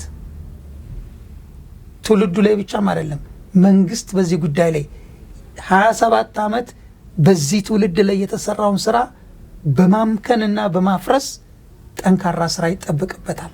መንግስት ትውልዱ ታሪኩን አያውቅም። ታሪኩን እንዲያውቅ መደረግ አለበት። መገናኛ ብዙሃን በዚህ ጉዳይ ላይ ያላሰለሰ ጠንካራ ስራ መስራት መቻል አለባቸው። እነዛ ሰርተውበት ነው ዛሬ ምንም እንዳይመስለው ያደረጉት፣ ሱሰኛ ያደረጉት። በእኛ ሀገር እኮ ጫት እንዲህ አይታወቅም። በንጉሱ ጊዜ እንደዚህ አይታወቅም። በደርግ ጊዜ አይታወቅም። በኢህአዴግ ጊዜ ምንድን ነው እንዲህ ያደረገው? እኔ ስለ ጫት አንዱ ሲነግረኝ ጫት ከነበረበት ቦታ ተመርቶ ወደ ገበያ ሲሄድ አለ፣ አሁን ያለው ከረንትሊ ሲሄድ ሲጓጓዝ በከፍተኛ ፍጥነት የትራፊክ አደጋ ምናምን በምንም የሚያውቀው ነገር የለም። በዛ ፍጥነት እየበረረ ሲሄድ ያ ጫት የጫነው መኪና ችግር ቢደርስበት ከኋላ ባዶ መኪና ሪዘርቭ ከሱ እኩል እየበረረ ይከተለዋል። መኪናው ቢወድቅ የወደቀውን ሰውዬ አይደለም ያነሱት፣ ጫቱን ያ ኋላ ያለው መኪና አንስቶ ገበያ ማድረስ አለበት። በዚህ አይነት ስታንድ ባይ ሆኖ ህዝቡን እንዲያደነዝዝና እንዲገድል ይሰራበታል ብሎ አንድ ሰው ሲያጫወተኝ ሰምቻለሁ።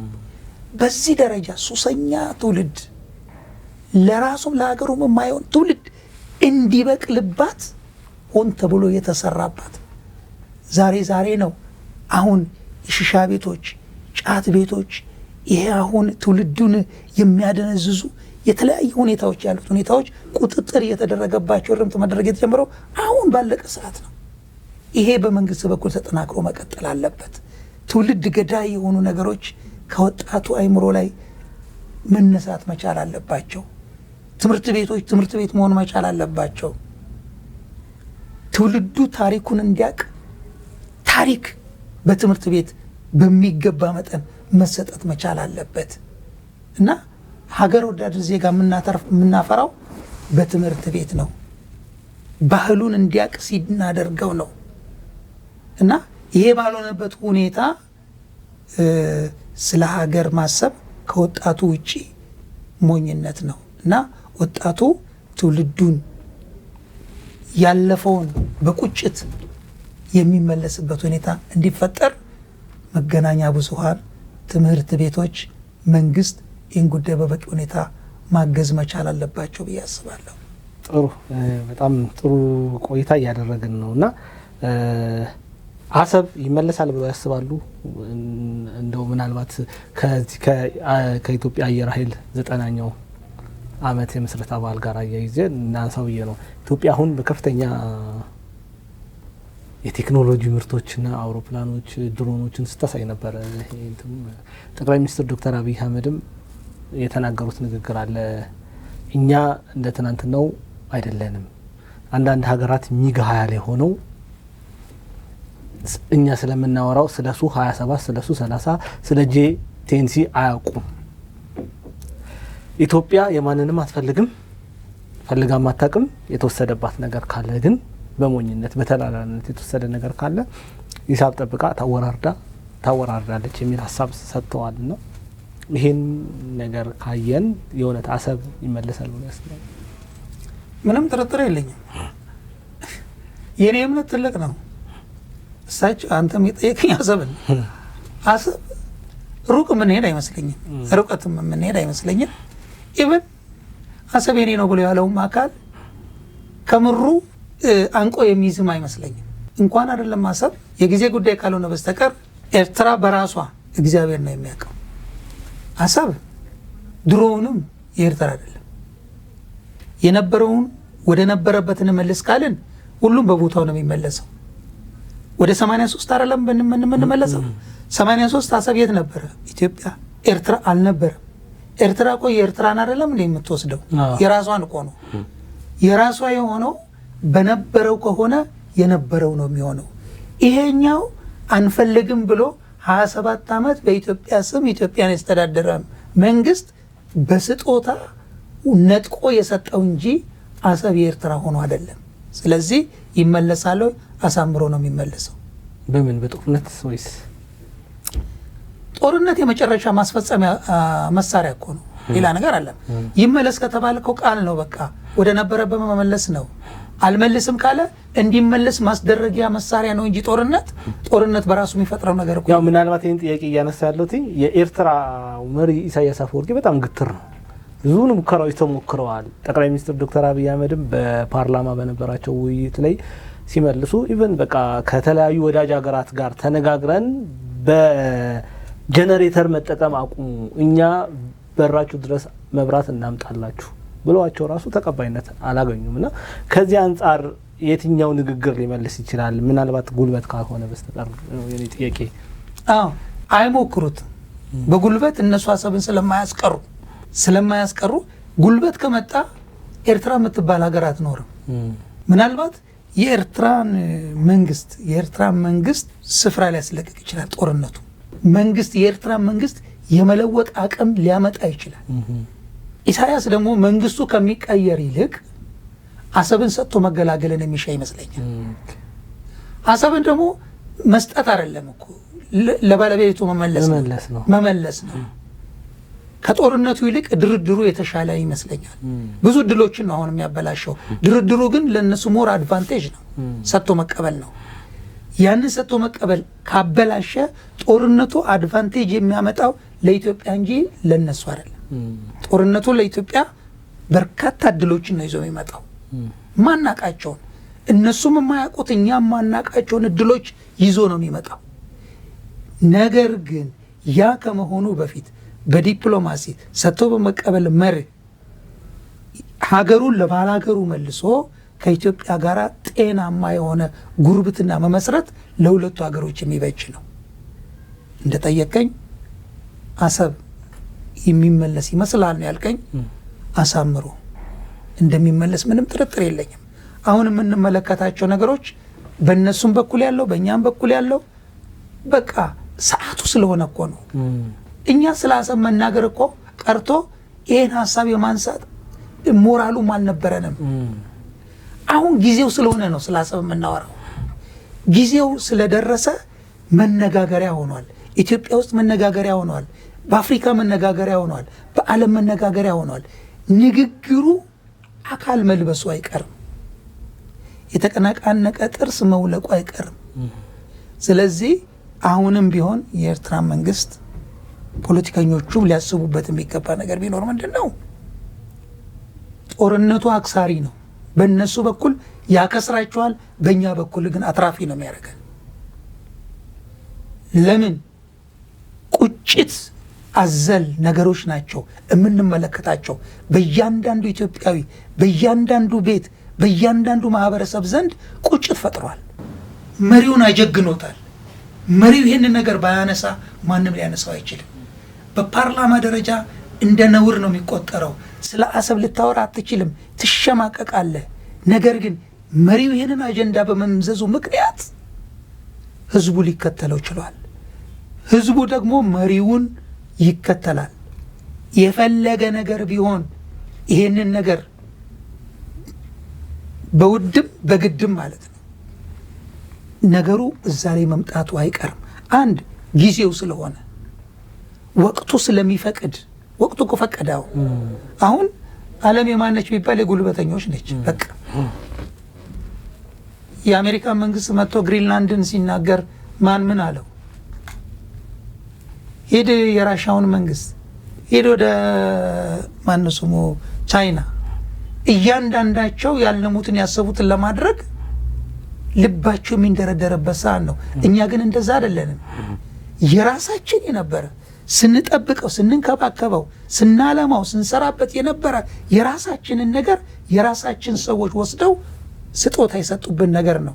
ያ የተበላሸውን ነገር የማስተካከል እርምጃ እንጂ የማንንም እኛ ተመኝተናል አይደለም። አሁንም አሰብ ስንል አሰብ ኢትዮጵያ ነው። አሰብ በቀድሞ በንጉሱ ጊዜ እኮ ሀውሳ አውራጃ በወሎ ጠቅላይ ግዛት ስር የነበረ ነው። አሰብ በራሱ ከንጉሱ ጊዜ በደርግ አይደለም፣ በንጉሱ ጊዜ ሀውሳ አውራጃ አብዛኛው የሚኖሩበት እኮ የደሴ ሰዎች ናቸው፣ የወሎ ሰዎች ናቸው። ይሄ እንደሆነ ይታወቃል። አሁንም አሉ አሰብ ነዋሪዎች የሆኑን ሰው ብትጠይቅ ግማሹ የደሴ የኮምቦልቻ ሰዎች ናቸው።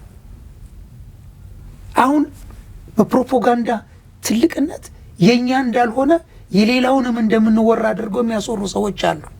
በፍጹም ታሪክን ወደ ኋላ ይመልከቱ።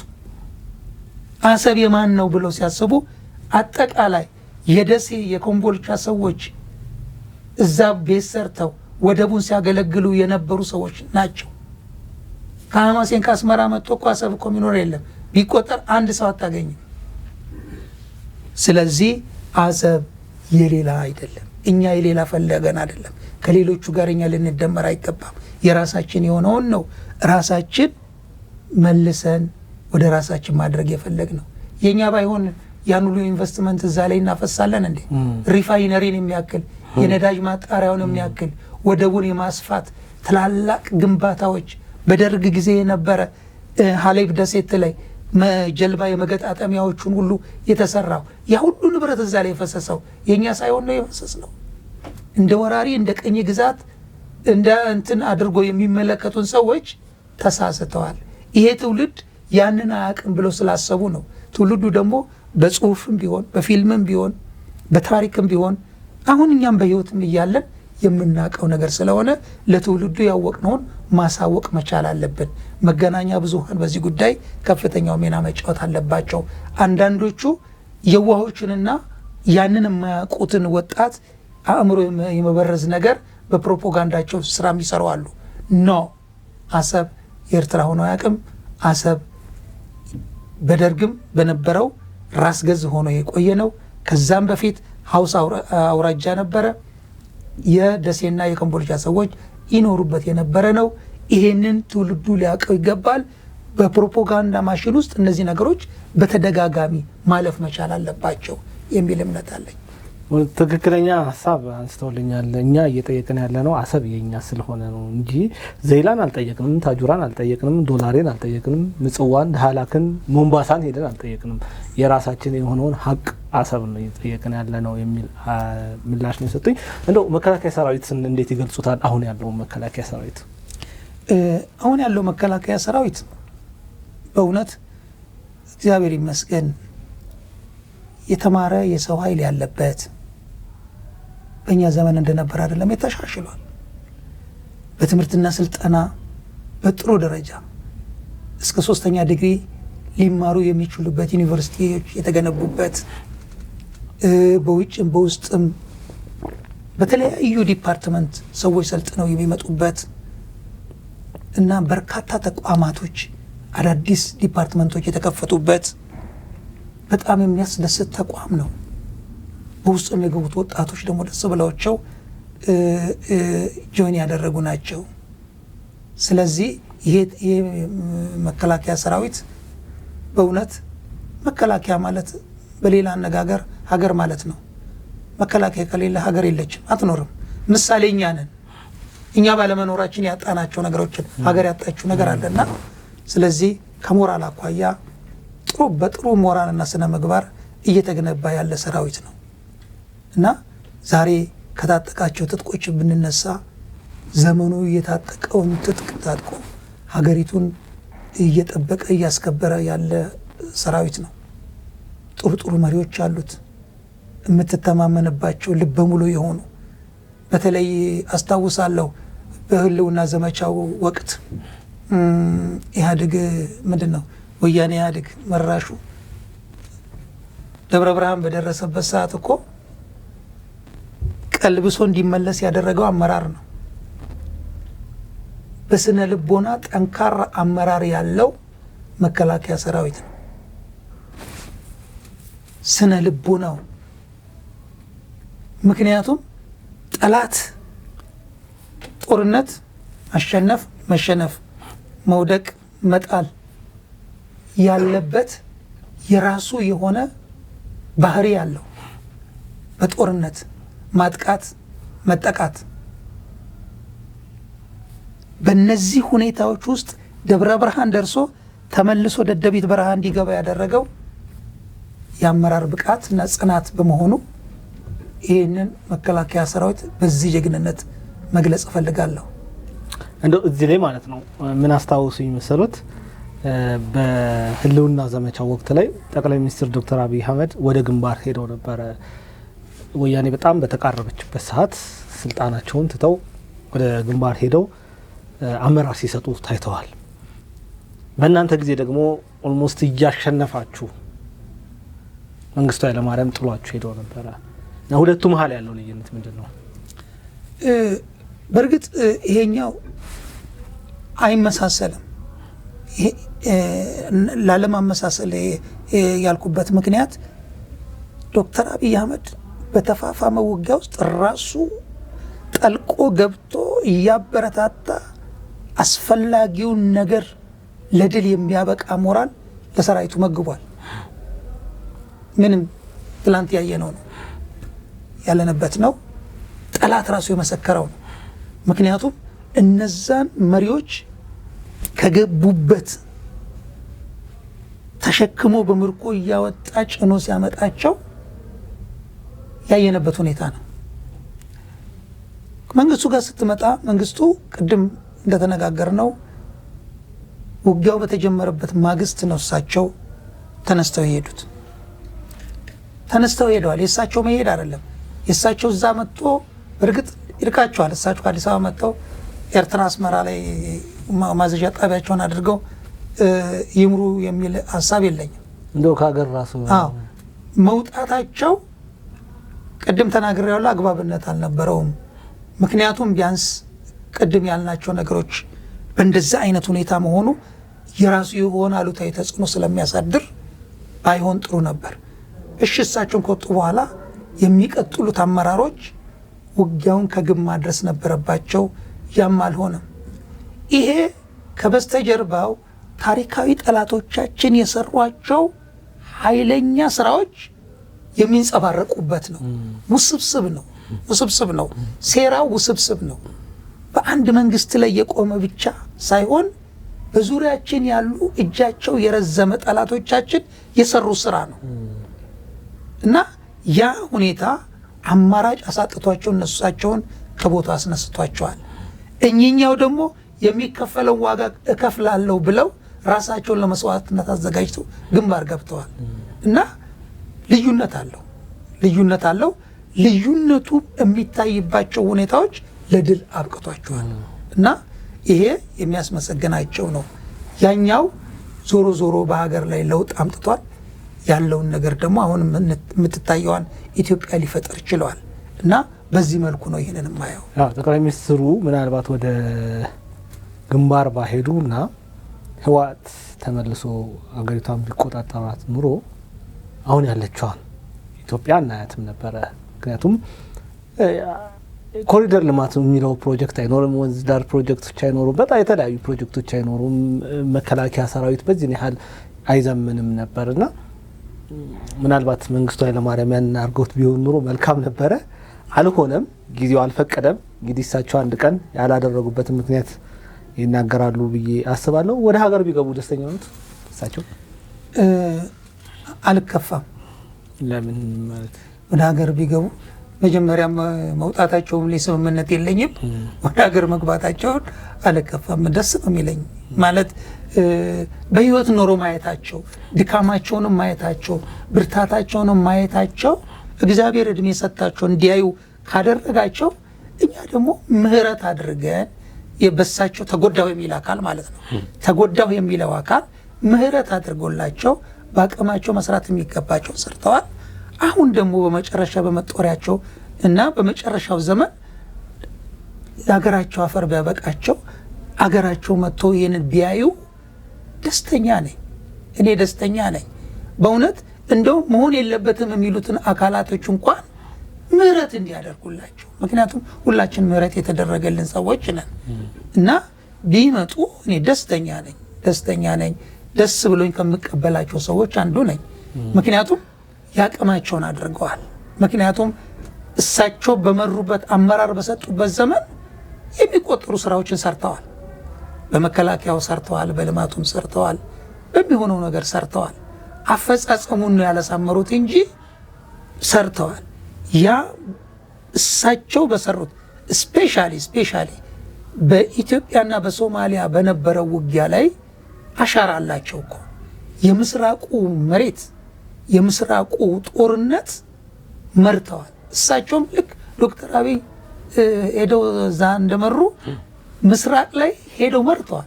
ጦር ሜዳ እዛ ታንክ ላይ ሆነው ትእዛዝና አመራር ሰጥተዋል።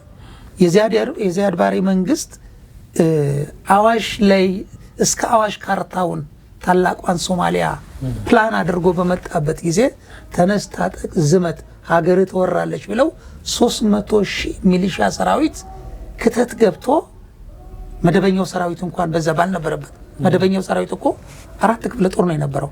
አንደኛ፣ ሁለተኛ፣ ሶስተኛና 4ኛ ክፍለ ጦር። እነዚህ 4ኛ ክፍለ ጦሮች ደግሞ 4ኛ ክፍለ ጦር በደቡብ የነበረ ነው። አንደኛ ክፍለ ጦር በሰሜን የነበረ ነው። 3ኛ ክፍለ ጦር የምስራቁን ነበር የሚያደርገውና ሌላው ክብር ዘበኛ ነው። 2ኛ ክፍለ ጦር ማለት ነው ሰሜን የነበረው። 1ኛ ክፍለ ጦር ክብር ዘበኛ እዚህና ልዩ ልዩዎቹን ይዘው ነው። ይሄ ሆኖ በዚህ ትንሽ ሰራዊት እስከ አፍንጫ የታጠቀውን ሰራዊት እንዲመለስ ያደረጉ ያንን የምስራቁን ጦር ግንባር የመሩ የካራማራው የድል በዓል ያበቁ ሰው ናቸው። በሳቸው ዘመን ዳግማዊ አድዋ የተባለለትን የካራማራን ድል አስመዝግበዋል። ቀላል አይደለም። እኚህን የሀገር ባለውለታ ሀገራቸው እንዳይገቡ የሚከለከላቸው ነገር የቀይ ሽብር በቀይ ሽብር ወያኔ ስላስፈረደባቸው ነው። ቀይ ሽብርን ስናነሳ ምናልባት አንተ ከዚህ ከኢህአፓም ጋር ከነዚህ ጋር የተያዘ ነገር ነው። እነዚህን ነገሮች ኢህአፓ የጨፈጨፈውስ በታሪክ ምናልባት መጽሐፍ ላይ አንብበ ሊሆን ይችላል። እኛና አብዮቱ የሚል ፍቅረ ስላሴ ወግደረስ የጻፉት መጽሐፍ ላይ ኢህአፓ ከምድር ገጽ ያጠፋቸው ወጣቶች እዛ ላይ ተዘርዝረዋል። ነጭ ሽብርና ቀይ ሽብር በነበረበት ሁኔታ የነበረው ነገር ነው እሳቸውን እንደ ጨፍጫፊ ነገር ያደረጋቸው። ራሳቸውን ሕግ በማስከበር ደረጃ ያንን ማድረጋቸው እንደ ወንጀል እንደ ጦር ወንጀለኛ ተቆጥረው ወያኔ በነበረበት ሰዓት አስፈርዶባቸው ነው ከሀገር መግባት እንዳይችሉ የተደረጉት እንጂ ሀገር እንዳይገቡ የሚከለክላቸው ነገር ኖሮ አይደለም። ይሄም ቢሆን ግን በምህረት የሚዘጋው ነገር በምህረት ተደርጎላቸው ወደ ሀገራቸው ቢገቡ እኔ ደስተኛ ነኝ። ማን ነው ከኢህአፓ ተጠያቂ ሆኖ አገር ቤት እንዳይገባ የተደረገ? ለምን? ኢህአፓ ፍርድ ቤት ስላልቆመ እኮ ነው። ኢህአፓ የትኛውን መሪ እኮ ወደ ፍርድ ቤት አልቀረበም። አሁን አጠፉት ገደሉት በተባሉት ጉዳይ እኮ ማን ነው ጠያቂያቸው? የጠየቃቸው የለም። እኚህ ግን ክስ ስለተመሰረተባቸውና ዳኛ ስለቀረበባቸው ከሌሎቹ ጋራ ይሄን ዳኛ ስለፈረደባቸው የተደረገ ነገር ነው።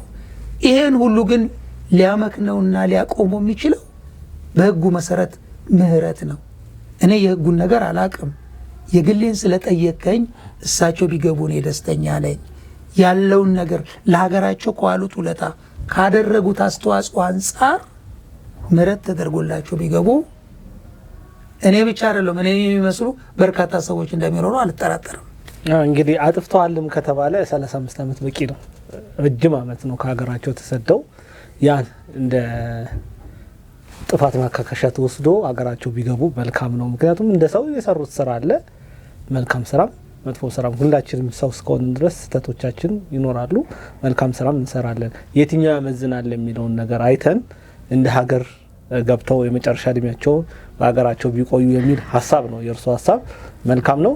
እንግዲህ የስልሳዎቹ ትውልድ ለዚህኛው ትውልድ ምን አርያ ይሆናል? በተለይ ከዚህ ከተማሪዎች እንቅስቃሴ አንጻር ከመኢሶን፣ ኢጫት፣ ወዝሊግ፣ ኢያፓ፣ ደርግ፣ ህዋት አንጻር ያው ህዋት ስር ሻዕቢያ ወያኔ ነው ማለት ራሱ ደርግን ጨምሮ እነዚህ አምስቱ ድርጅቶች ጨምሮ እስቲ የተወሰነ ነገር ስለሱ በሉኝና ይሄኛው ወጣት ምን መማር አለበት? በዛው አያይዘው እንዲነግሩኝ። ጫካ መግባት ምንድነው ጥቅም አለው ወይስ የሚለውን ነገርም በየግል በሁለት ነገሮች ላይ ሀሳቤን ልስጥ። የስልሳዎቹ ትውልድ ጥሩ ነገር አለው፣ ጠንካራ ነገር አለው፣ ደካማ ጎን አለው። የስልሳዎቹ ትውልድ የተገነባው በሀገር ወዳድነት የተገነባ ማንነት አለው። ሀገር ኢትዮጵያ የምትባለውን ሀገር ውስጡ አለች፣ በደሙ አለች። ነገር ግን የፖለቲካ እምነቱ ለማንም አስተማሪ አይደለም። ሪጂዲቲ ያለው ፍሌክሲብል አይደለም። ነገሮችን የሚያይባቸው እይታዎች ለምሳሌ እነዚህ 5 ድርጅቶች ነበሩ። አሁን እነዚህ እነ መኢሶን፣ ኢጫት፣ ወዝሊግ፣ ማለሬና ሰደድ የሚባሉ 5 ድርጅቶች ሁሉም የሶሻሊዝም አቀንቃኞች ናቸው። የአይዲዮሎጂ ልዩነት የላቸውም። ለምንድን ነው የአይዲዮሎጂ ልዩነት በሌለበት አንድ አይነት ማርክሲስት ሌኒኒስት ቲዮሪ እያቀነቀኑ ለምንድን ነው የሚጋጩት? ለምንድን ነው የሚዋጉት የነበረው? ሻዕቢያንም ጨምሮ ወያኔንም ጨምሮ እኮ ማርክሲስት ሌኒን ሶሻሊዝምን ነው የሚያቀነቅኑት። እና ምንድን ነው በመካከላቸው ጠመንጃ ማዘዛቸው? አንድ ርዕዮተ ዓለም የሚያራምዱ ከሆነ አንድ መሆን ለምን አቃታቸው? እና ይሄ የግል ኢጎ ነው። ይሄ የስልጣን ጥመኝነት ነው። እኔ ነኝ መምራት አለብኝ፣ እኔ በእኔ ስር ሁን ከማለት ነው እንጂ ይሄ የአይዲዮሎጂ ልዩነትን በመካከላቸው ስለፈጠረ አይደለም። እና የነበራቸው እይታና አመለካከት ትውልድ አስተማሪ አይደለም። ነገር ግን ለዚህ ትውልድ ምንድን ነው የሚያስተምረው ብለን ስንል ይሄ ትውልድ የስልሳዎቹን ጥሩ ነገሮችን ለማምጣት ያክል ሀገራቸውን ይወዳሉ ብያለሁ፣ ያነባሉ፣ ይጽፋሉ። ባመኑበት ነገር ግን የህይወቱ መስዋዕትነት ለመክፈል ወደ ኋላ አይሉ። ባመኑበት ነገር ላይ ሟቾች ናቸው። ስለዚህ ምንድነው ጥሩ ነገራቸው? አሁን የተናገርኩት። መጥፎ ነገራቸው ደግሞ ከኔ ውጭ ወደ ውጭ። በቃ አሁን ኢህአፓ ምን ፈልጎ ነው ያን ሁሉ ትውልድ ያስጨረሰው? ትውልድን ያስጨረሰው ከነበሩት ውስጥ አሁን ከ5ቱ ድርጅቶች ውስጥ እኮ ኢህአፓ እኮ የለም። ብቻውን እኔ ብቻ ነኝ ብሎ ስለሚያምን እኔ ብቻ ነኝ የሚለው ምንድነው የያዛቸው በህብረተሰቡ ውስጥ ስር ሰዶ ስለነበረ ሰራተኛውን ይዞ ነበር፣ ወጣቱን ይዞ ነበረ። ግን ጨካኝ ነበረ፣ ገዳይ ነበረ፣ ርህራሄ ያልነበረው። ያ ሁኔታ በርካታ መስዋዕትነትን አስከፍሎ ወደ ጫካ ገብቷል። ጫካም ገብቶ አልተሳካለትም፣ ከሀገር ተሰዶ ወጥቷል። መጨረሻ ፍርክስክሱን የወጣው አሁንም ያው ፓርቲ በምርጫ ቦርድ ውስጥ ሆኖ ደግሞ እንደገና ሆናለ። እኔ አለማፈራቸው የዛ ሁሉ ደም ያላወራረዱ ሰዎች እኔ በኢህአፓ በጣም ነው ማፍረው፣ አፍራለሁ። ምክንያቱም ያ ዘመን እንዲህ እኔ በልጅነት ያስታውሳለሁ። ዘግናኝ የሆኑ ነገር በጠራራ ፀሐይ ይገሉ ነበር። አጸፋውንም ደግሞ ደርግ ምላሽ ይሰጥ ነበር። እነሱ ብቻ አይደለም፣ ከመኢሶኖች ጋር ይጋደሉ ነበር። አንድ ርዕዮተ ዓለም ላይ ሆነው መገዳደልን ለዚህ ትውልድ ያስተማሩ፣ ደም እዚች ምድር ላይ እንዲፈስ ያደረጉ እነሱ ናቸው። እንደውም ደርግ የዚህ አይነት ሀሳብ አልነበረውም። ወደዚህ አይነት ሀሳብ ያመጣው የመኢሶንና የኢህአፓ እንቅስቃሴ ነው የሚል ነገሮች ይነሳሉና እዚህ ላይ እውነት እንደዛ ነው ወይስ ደርግ ራሱ ጨካኝ ነው? ማለት አሁን ይሄኛው ትውልድ ስለ ኢህአፓ ብዙ እንትን አይልም፣ ጭካኔ ብዙ አይገባውም፣ ስለ መኢሶን ምንም አይገባውም። ጭካኔ ሲታሰብ የሚያስበው መንግስቱ ኃይለማርያም ነው። ቀጥታ ከደርግ ጋር ነው የሚገናኘው። የተሰሩ ስራዎች ስላሉ ነው ይገባኛል። ያ ነገሮች ግን የመኢሶንና የኢህአፓ መነሳት ነው ወይ ደርግን ወደዚህ ነገር ውስጥ የተከተተው? ደርግን ግድያ ያለማመዱት ኢህአፓዎች ናቸው። ከዛ በፊት ደርግ የት ያውቃል? ደርግ ስብስቡን ብቻም ሳይሆን ወታደሩን ለማለት ነው መግደል ሀ ብሎ ያስተማሩ እነሱ ከገደሉ በኋላ ነው እሱ መግደል የጀመረው። ምክንያቱም እቺን መሬት በደም ያረከሰ ማን ነው ቢባል ኢህአፓ እና የመኢሶን የደርግ መገዳደል ነው። ይሄ አይነቱ ሁኔታ እዚች ከተማ ላይ ስፔሻሊ በሁሉም ትላልቅ ከተማዎች ላይ ተደርጓል። አዲስ አበባ ከተማ ደግሞ የበለጠውን ያስተናገደው በተለይ በኢህአፓዎች ግድያ ስጓድ ተብሎ አንዱ አንዱን እንዴት እንደሚገድል እንዴት አይነት ድራማ ልክ አሁን እንደ ፊልም ነው የሚመስለው የነበረው። በዛ ዘመን እናንተ አልነበራችሁም፣ ልጆች ናችሁ። ያንን ሁኔታ ስናሳስብ ይሄ ድርጅት እንደው መንፈስ እስኪመስል ድረስ ማለት ነው ኢህአፓ መንፈስ እስኪመስል ድረስ የአገዳደሉ ሁኔታ በዚህ ሁኔታዎች ውስጥ ደግሞ ተጠያቂ አልሆነም። ነገር ካከተመ በኋላ አሁን በዚህ በአብዛኛዎቹም ኢህአዴግ ውስጥ ስለገቡ ወደ ስልጣንም ስለመጡ አንዳንዶቹም ራሳቸውን በአዴንም ምን የሚባለውን ብቻ ሆነው ፖለቲካውን ኢህአፓ ከፈረሰ በኋላ ወያኔ ውስጥ እኮ ነው የገቡት። ምክንያቱም አሲምባ አይደለም የነበሩት። ከአሲምባ ተነስተው ያለው ሁኔታ ከወያኔም ጋር ተጋተታ እንትን አሉ፣ ጦርነት ተዋጉ፣ ወያኔ አሸነፈ። የተማረከውም እጅ የሰጠውም በቃ ማን ጋር ገባ? ወያኔ ጋር ገባ። ከዛ በኋላ አሸናፊ ሆኖ መጣ። ደርግን አሁን እነ መንግስቱንና የደርግን ባለስልጣናትን ፍርድ ቤት ያቆማቸው እኮ ወያኔ ብቻ አይደለም ኢህአፓዎቹም ጭምር ነው። እና ስለዚህ ያን በማድረጋቸው ምክንያት የመጣ ነው ለማለት ያክል ነው። ጥሩ። እንደው ጫካ መግባትና አሁን ያለውን የፖለቲካ ሁኔታ ብናያይዘው ደስ ይለኛል። ጠቅላይ ሚኒስትር ዶክተር አብይ አህመድ በተደጋጋሚ የሚናገሩት ንግግር አለ፣ ጀስት በጠረጴዛ ነገሮች መፍታት ይቻላል የሚሉ ግን አንዳንዶች ደግሞ ኖ ጥያቄያችን በጠረጴዛ የሚፈታ አይደለም በጥይት ነው ብለው ጠመንጃ ይዘው ጫካ ይገቡ አሉና እነዚህ ሰዎች ለሀገር ምን ሊያተርፉ ይችላሉ? ከኢህአፓ፣ ከመኢሶን፣ ከደርግ፣ ከህወሓት ምን ልንማር እንችላለን? ኢትዮጵያ ሁልጊዜም በጦርነት ውስጥ ነው ያለፈችው። ዘመኗን በሙሉ ታሪኳን ወደ ኋላ መለስ እንኳን ብለን ብናይ በጦርነት ውስጥ ነው ያለፉት 7 ዓመታት እንኳን ከብዙ ጦርነቶች ጋር ሆኖ ብዙ ስራዎች እየተሰሩ እያየን ነው እና ጦርነት ባይኖር ደግሞ ትልቅ ስራ ይሰራል ብለን እናስባለን። እና ለወጣቱ የሚታሰብ ከሆነ ለትውልድ የሚታሰብ ከሆነ ጫካ መግባት ምን ጥቅም አለው ነው? ጫካ መግባት ጥቅም የለውም፣ ግን የኃይል አሰላለፉ ይሄን ይመስላል ብሎ ለፕሮፓጋንዳ ያመቻል። እና እንትናም እኮ አሉ እንዲህ ቢሆን እንዲህ ይሆናል የሚለውን ነገር ለማድረግ ካልሆነ በስተቀር ለሀገሪቱና ለወጣቱ የሚያተርፍለት ነገር የለም። ንግግር ከሁሉ የተሻለ ነው። በመነጋገር ሀገርን ወደፊት ማስቀጠል ይቻላል። የመነጋገሩ እድል ከሌለ አማራጭ የለም። ሰው መተንፈስ ይፈልጋል። ብሶቱን፣ ችግሩን፣ ያለበትን ነገር ማውጣት ይፈልጋል።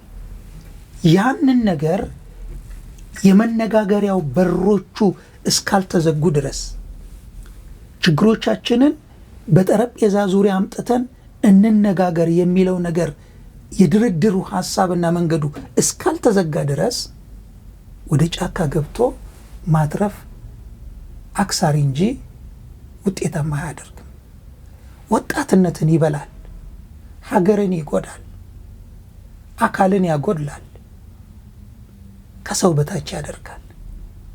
ሌላውን እንተው፣ በወያኔ እንማር።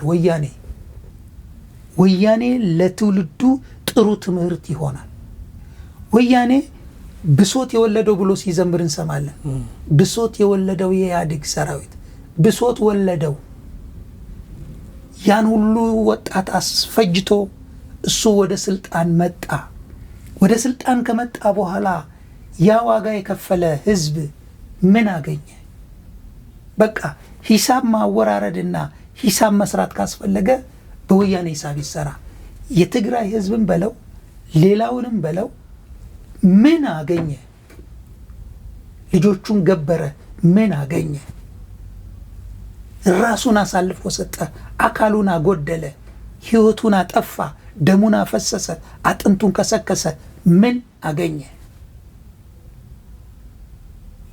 አይደለም መንግስት ሳይሆን አልኩ መንግስት ሆኖ ያለው አካል ምን አስተረፈለት? ጥቂቶች ግን ከብረውበታል። በውጭ ተንደላቀው ይኖራሉ። ምንም አይነት ካፒታል አይደለም ያመጣው፣ እየገደለ ነው የመጣው። በሰንደል ጫማ አዲስ አበባ የገባ አካል ነው። ዛሬ ዓለምን የሚዞሩ ሰዎች ጥቂቶች አሉ። ልጆቻቸውን ጥሩ ቦታ አስተምረው ጥሩ ሕክምና ጥሩ ህይወት የሚኖሩት በነዛ ሟቾች ደምና አጥንት ጥቂቶች በልጽገዋል። የአዲስ አበባ ህንፃዎች ምስክሮች ናቸው። ኢኮኖሚውን በመያዛቸው ምክንያት ለድሃው ማህበረሰብ ግን ምን አተረፉለት? ትርፍና ኪሳራውን እሱ ይመዝነው። ስለዚህ አሁንም ያለው ትውልድ በፖለቲካ ምክንያት ጫካ ገብቼ እንዲሆናለሁ የሚለውን ከወያኔ ይማር። ከማንም አይደለም፣ ካጠገባችን ሞኝ ማን ብልጥ በሞኝ ነው የሚማረው። ሞኝ ግን ከራሱም አይማርም። ስለዚህ አሁን ጫካ የመግባቱን ነገር ማንም ሊያስበው አይገባም። እግዚአብሔር የሰጠውን እድሜ አጣጥሞ መኖር መቻል አለበት። ሁኔታው መገምገም መቻል አለበት። ያለው አመራር ያለው ሁኔታ ያሰራኛል፣ ያስኬደኛል፣ አያስኬደኝም የሚለውን ግምገማ መሬት ላይ ባለው ነገር ላይ መውሰድ ይችላል። እግዚአብሔር ይመስገን አሁን ያለውን አመራር ስትመዝነው ያጣውን ነገር ለማስመለስ እኮ ከሱ ጋር እያሰለፈህ ያለበት ሁኔታ ነው ያለው። የባህር በሬን ተነጥቅ ያለውና ሊመለስልኝ ይገባል እኮ መለስ ዜናዊ ያላለም፣ ውሰዱልኝ ነው ያለው። ይሄኛው ግን መጣና የለም የራሴ ነው መልሱልኝ አለ። እንዲህ አይነት ጀግና መሪዎች ያፈራንበት ጊዜ ስለሆነ ችግሮቻችንን መቼም ሰው ናቸው መሪዎቹ በስልጣን ላይ ሲቀመጡ እንደ ሰው ድካም ሊኖራቸው ይችላል። ድካማቸውን እያረምን ጥንካሬያቸውን ደግሞ እየደገፍን የተሻለ ሀገር የተሻለ ነገር እንዲኖረን ማድረግ መቻል አለብን እንጂ ሀገራችንን ለማፍረስ ጫካ የሚያስገባን ነገር አለ ብዬ እኔ አላምንም። ምክንያቱም እያንዳንዱ ለራሱ የሚሰራ መሆኑን የምናውቀው ትላንትና አሰልፈው ለስልጣን ያበቃቸውን ማህበረሰብ ዞር ብለው ያላዩ የራሳቸው ኑሮ የሚኖሩ አዜብ መስፍን ትምህርት አትሆነንም እንዴ? ከየት አመጣች? እኔ በማሊ 4000 ብር ተቆራጭ ነው የምተዳደረው ያለች ሴትዮ እኮ ኡጋንዳ ውስጥ ሄዳ ምንድን ነው ያደረገችው? ኢንቨስት አድርጋ የዚችን ሀገር ሀብታሽሽታ እዛ ሀገር እሷ ኢንቨስተር ሆናለች። በትግራይ ልጆች ደምና አጥንት በተገኘ ስልጣን አጋጣሚው የተገኘው ነገር ለእንደዚህ አይነት ነገር እንድትሆን አድርጓታል። አሁንም የሚመጣው እንደዛ ነው የሚያደርጋቸው። ሌላ ነገር የሚመጣ ነገር የለም። ስለዚህ ወጣቱ ሊነቃ ይገባል። ለማ ብሎ ይሞታል? ለማ ብሎ ነው ጫካ የሚገባው? ያለውን ነገር በጠረጴዛ ዙሪያ እንዲፈታለት ፖለቲካዊ ትግል ማድረግ አለበት እንጂ ጫካ ገብቶ ሀገሩ መውጋት አለበት የሚል እምነት የለኝም። እንዲህ የሚያደርጉ ካሉም ከድርጊታቸው መለስ ብሎ ራሳቸውን አስበው የትላንትናው መማሪያ አድርገው የተሻለ ሀገር እንድትኖረን የበኩላቸውን አስተዋጽኦ ማድረግ መቻል አለባቸው እንጂ መንግስታቸውን የማዳከም ከጠላት ጋር የማበር ሁኔታ መፍጠር የለባቸውም እላለሁ። ጥሩ እንደው ጥያቄዎችን እየጨረስኩኝ ነው። መንግስቱ ኃይለማርያም በአካል አግኝቷቸው ያውቃሉ? በአካል በእኔና በሳቸው መካከል ሰፊ ልዩነት ነው ያለ። እንኳን አይደለም እሳቸው ሌሎች ትላልቅ አለቆችንም የማግኘቱ እድል ሬር ነው። እኔ ግን የመተያየት ነገር ከሆነ በሁለት ቦታዎች ላይ ከሳቸውን የማግኘት እድል አጋጥሞኛል። አንደኛ ስጋ ሜዳ በነበረ በ10ኛ የአብዮት በዓል ላይ ፊደል ካስትሮ በመጣበት ወቅት ሰልፈኛ ነበርኩ፣ ተሰልፍ ያለሁ። በዛ ሰልፍ ከሰልፉ በኋላ ግብዣ ተደርጎልን እዛ ግብዣ ላይ እሳቸውን የማየት እድል አጋጥሞኛል። ከዛ ውጭ ምጽዋ በቀይ ኮከብ ዘመቻ በሚደረግበት ወቅት ምጽዋ ሲመጡ የማግኘቱን እድል አግኝቻለሁ እንጂ ፐርሰናሊ ከእሳቸው ጋር የሚያገናኘኝ ነገር ምንም ነገር የለም። የስራ ድርሻዬም አይደለም። እኔ በእኔና በእሳቸው መካከል የሰማይና የምድር ልዩነት ነው ያለው። የማግኘቱ እድል ብዙ እንትን የለኝም። ባገኛቸውም ጨብጬ ከመውጣት ውጭ የማደርገው ነገር የለም። እንደው ህጻናት አምባ ስለሚባለው ነገር የሚያውቁት ነገር ካለ በጣም ብዙዎች ያነሱታል ስለሱና እንደው የሚያውቁት ነገር ካለ ከሌላ አላስጨንቆትም፣ ወደ ሌላ ጥያቄ ማለት ይችላል። ህጻናት አምባ ከመኖሩ ውጭ ማለት ከዛ ከበኋላ ከጦር ማለት ሰራዊቱ ከፈረሰ በኋላ የኛን ይሄን የቀድሞ ኢትዮጵያ ጦር ኃይሎችና ፖሊስ ሰራዊት ማህበራት ህብረትን አቋቁመን ጠቅላላ ጉባኤያችንን ስናደርግ የአምባ ልጆች በዝማሬ እንዲያገለግሉን እኛ ጋር ጠርተን አናገረናቸው። እሱን አስታውሳለሁና ከዛ ውጪ እኔ ህጻናት አምባውንም አላቅም፣ ዝዋይ እንደሆነ አውቃለሁ። ልጆቹን ግን የማወቅ እድል አለኝ። ከዛ ውጭ ምንም ነገር የለኝም። ጥሩ። ያለፈውን 7 ዓመት የጠቅላይ ሚኒስትር ዶክተር አብይ አህመድ የመንግስትን ስርዓት እንዴት ያዩታል? እንደው በርሶ እይታ የዶክተር አብይ አህመድ የ7 ዓመት አገልግሎታቸው ስራቸው አድናቂ ነኝ። ፐርሰናሊ የእሳቸውም አድናቂ ነኝ። ግለሰባዊነታቸው ማለት ጥንካሬያቸው እንግዲህ ንጉሱ አሉ። ከንጉሱ ቀጥሎ መንግስቱ ነው የመጣው። ከመንግስቱ በኋላ መለስ ነው። ከመለስ በኋላ ኃይለ ማርያም፣ ከዛ እሳቸው ናቸው አይደል? እነዚህን ሶስቱን የማየት እድል አጋጥሞኛል። እንደ አጋጣሚ እንደው ከመንግስቱ ይልቅ እኔ ንጉሱን የማግኘት እድል አግኝቻለሁ። 1 ብርና 1 ዳቦ ሰጥተውኛል። በማግኘት ደረጃ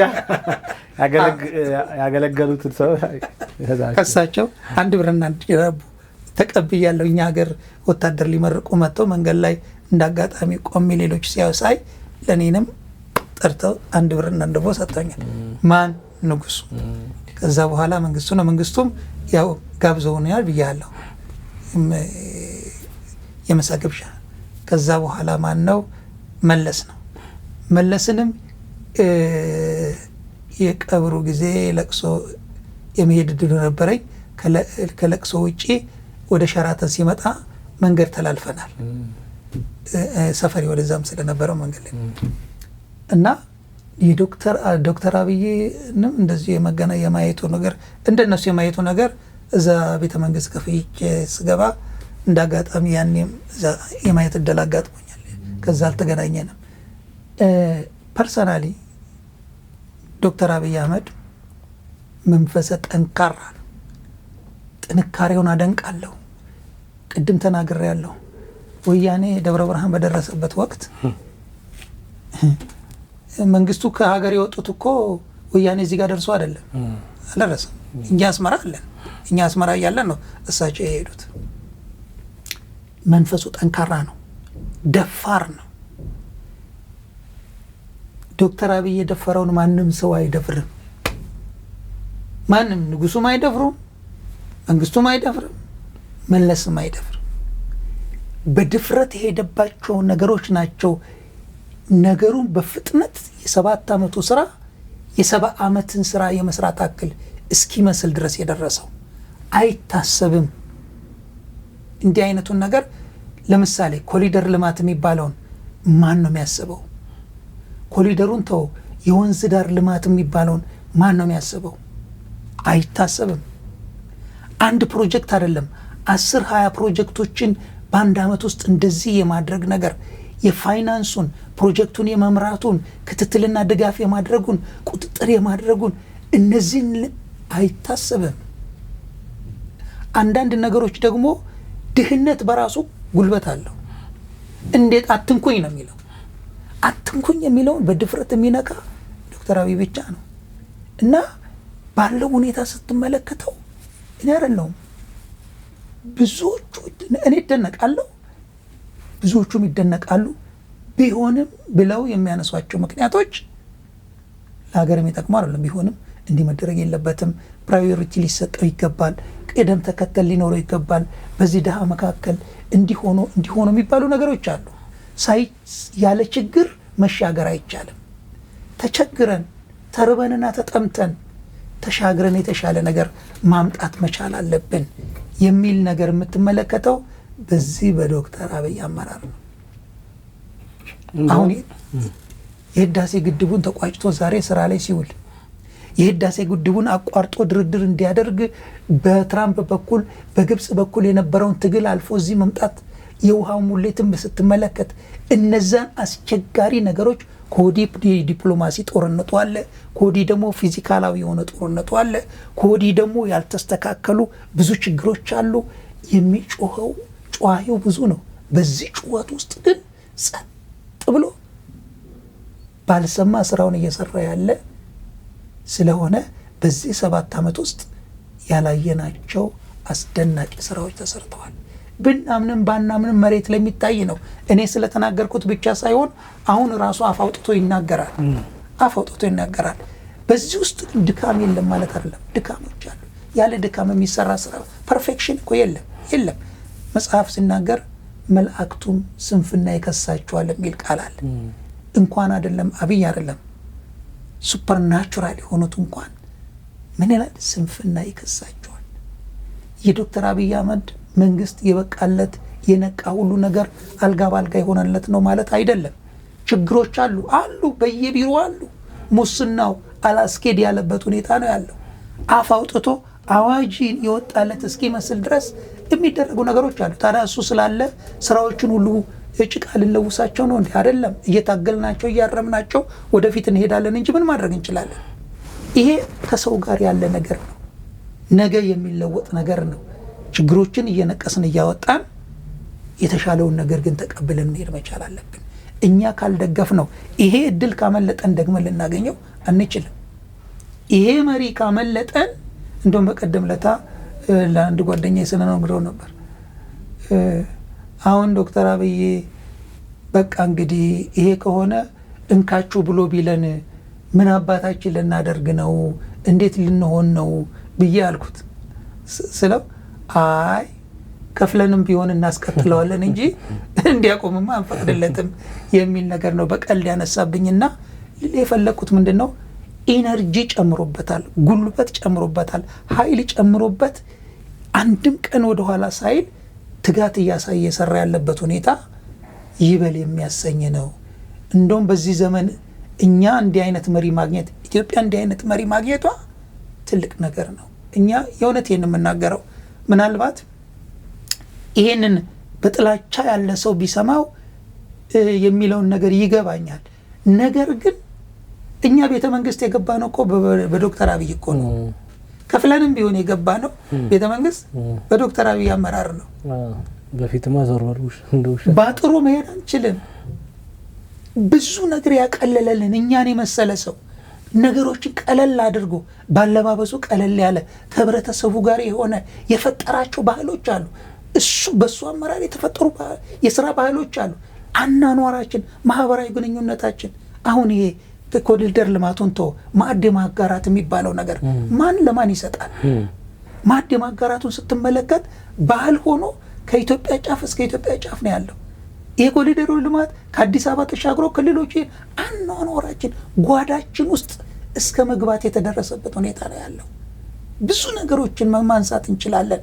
ይሄ የመረዳዳትን ባህል፣ ነገሮችን የማቅለል ባህል፣ የሥራ ባህላችንን በዓላትን ከሰኞ እስከ ሰኞ ስራ ላይ ሌት ተቀን ስራ ላይ እንዲኮን ያደረገው የሌሊት ስራ ባህል ሆኖ የመጣው አሁን ነው እና ይህንን 7 ዓመት ስትመለከት ባጭር እንድንለወጥ ጥረት የሚያደርግ ኢነርጂ ያለው ወጣት መሪ በመምጣቱ ምክንያት በእውነት ይህ ትውልድ እድለኛ ነው።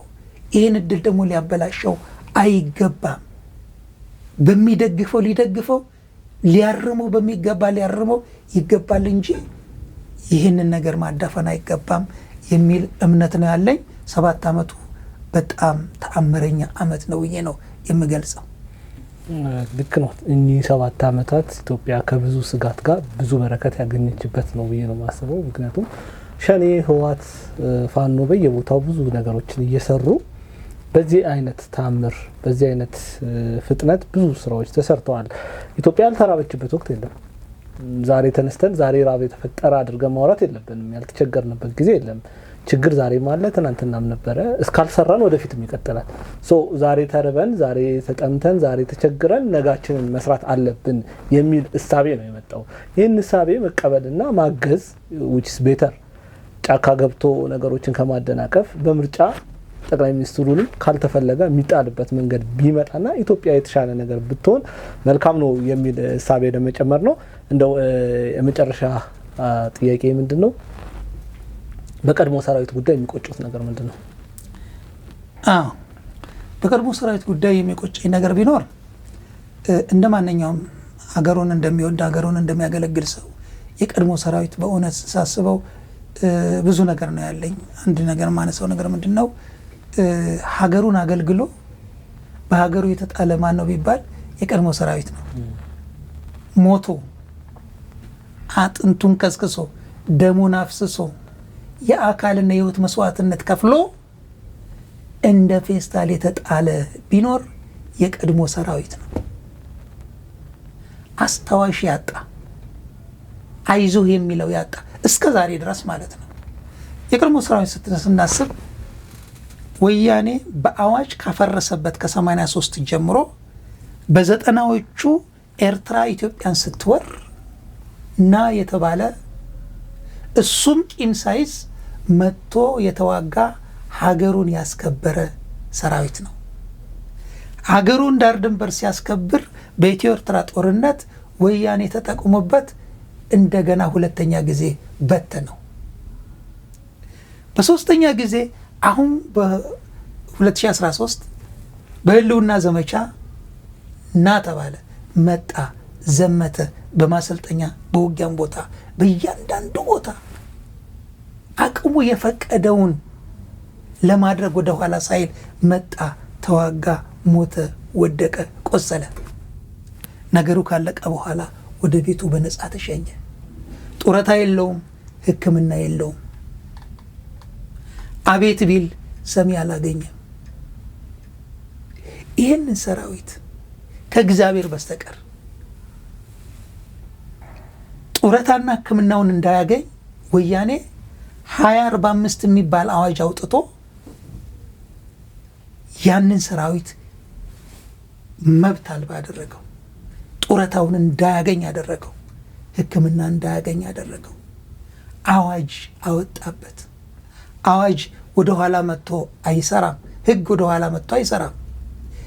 ለዚህ ሰራዊት ግን ወደ ኋላ መጥቶ 20 ዓመት ያገለገለ 45 ዓመት የሞላው ነው ጡረታ የሚያገኝ ተባለ። ደርግ በዚች ምድር ላይ ያገለገለው 17 ዓመት ነው።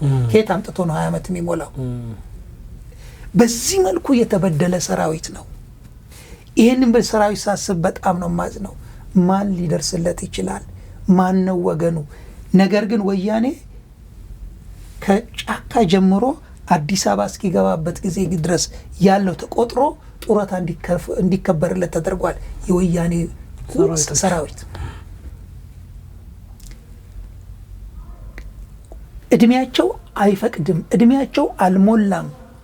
እንዴት እናደርግ ሲባል ከመንግስት ካዝና ገንዘብ ወጥቶ ለነሱ ተከፍሎላቸው የጡረታ ሚኒስቴር ጡረታ መብታቸው እንዲከበርላቸው ተደርጓል።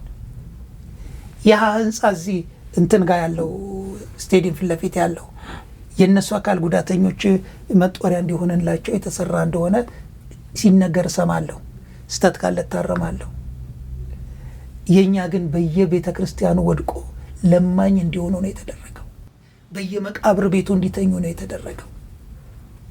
ወገን አጥቶ ያለ የተበተነ ሰራዊት ነው።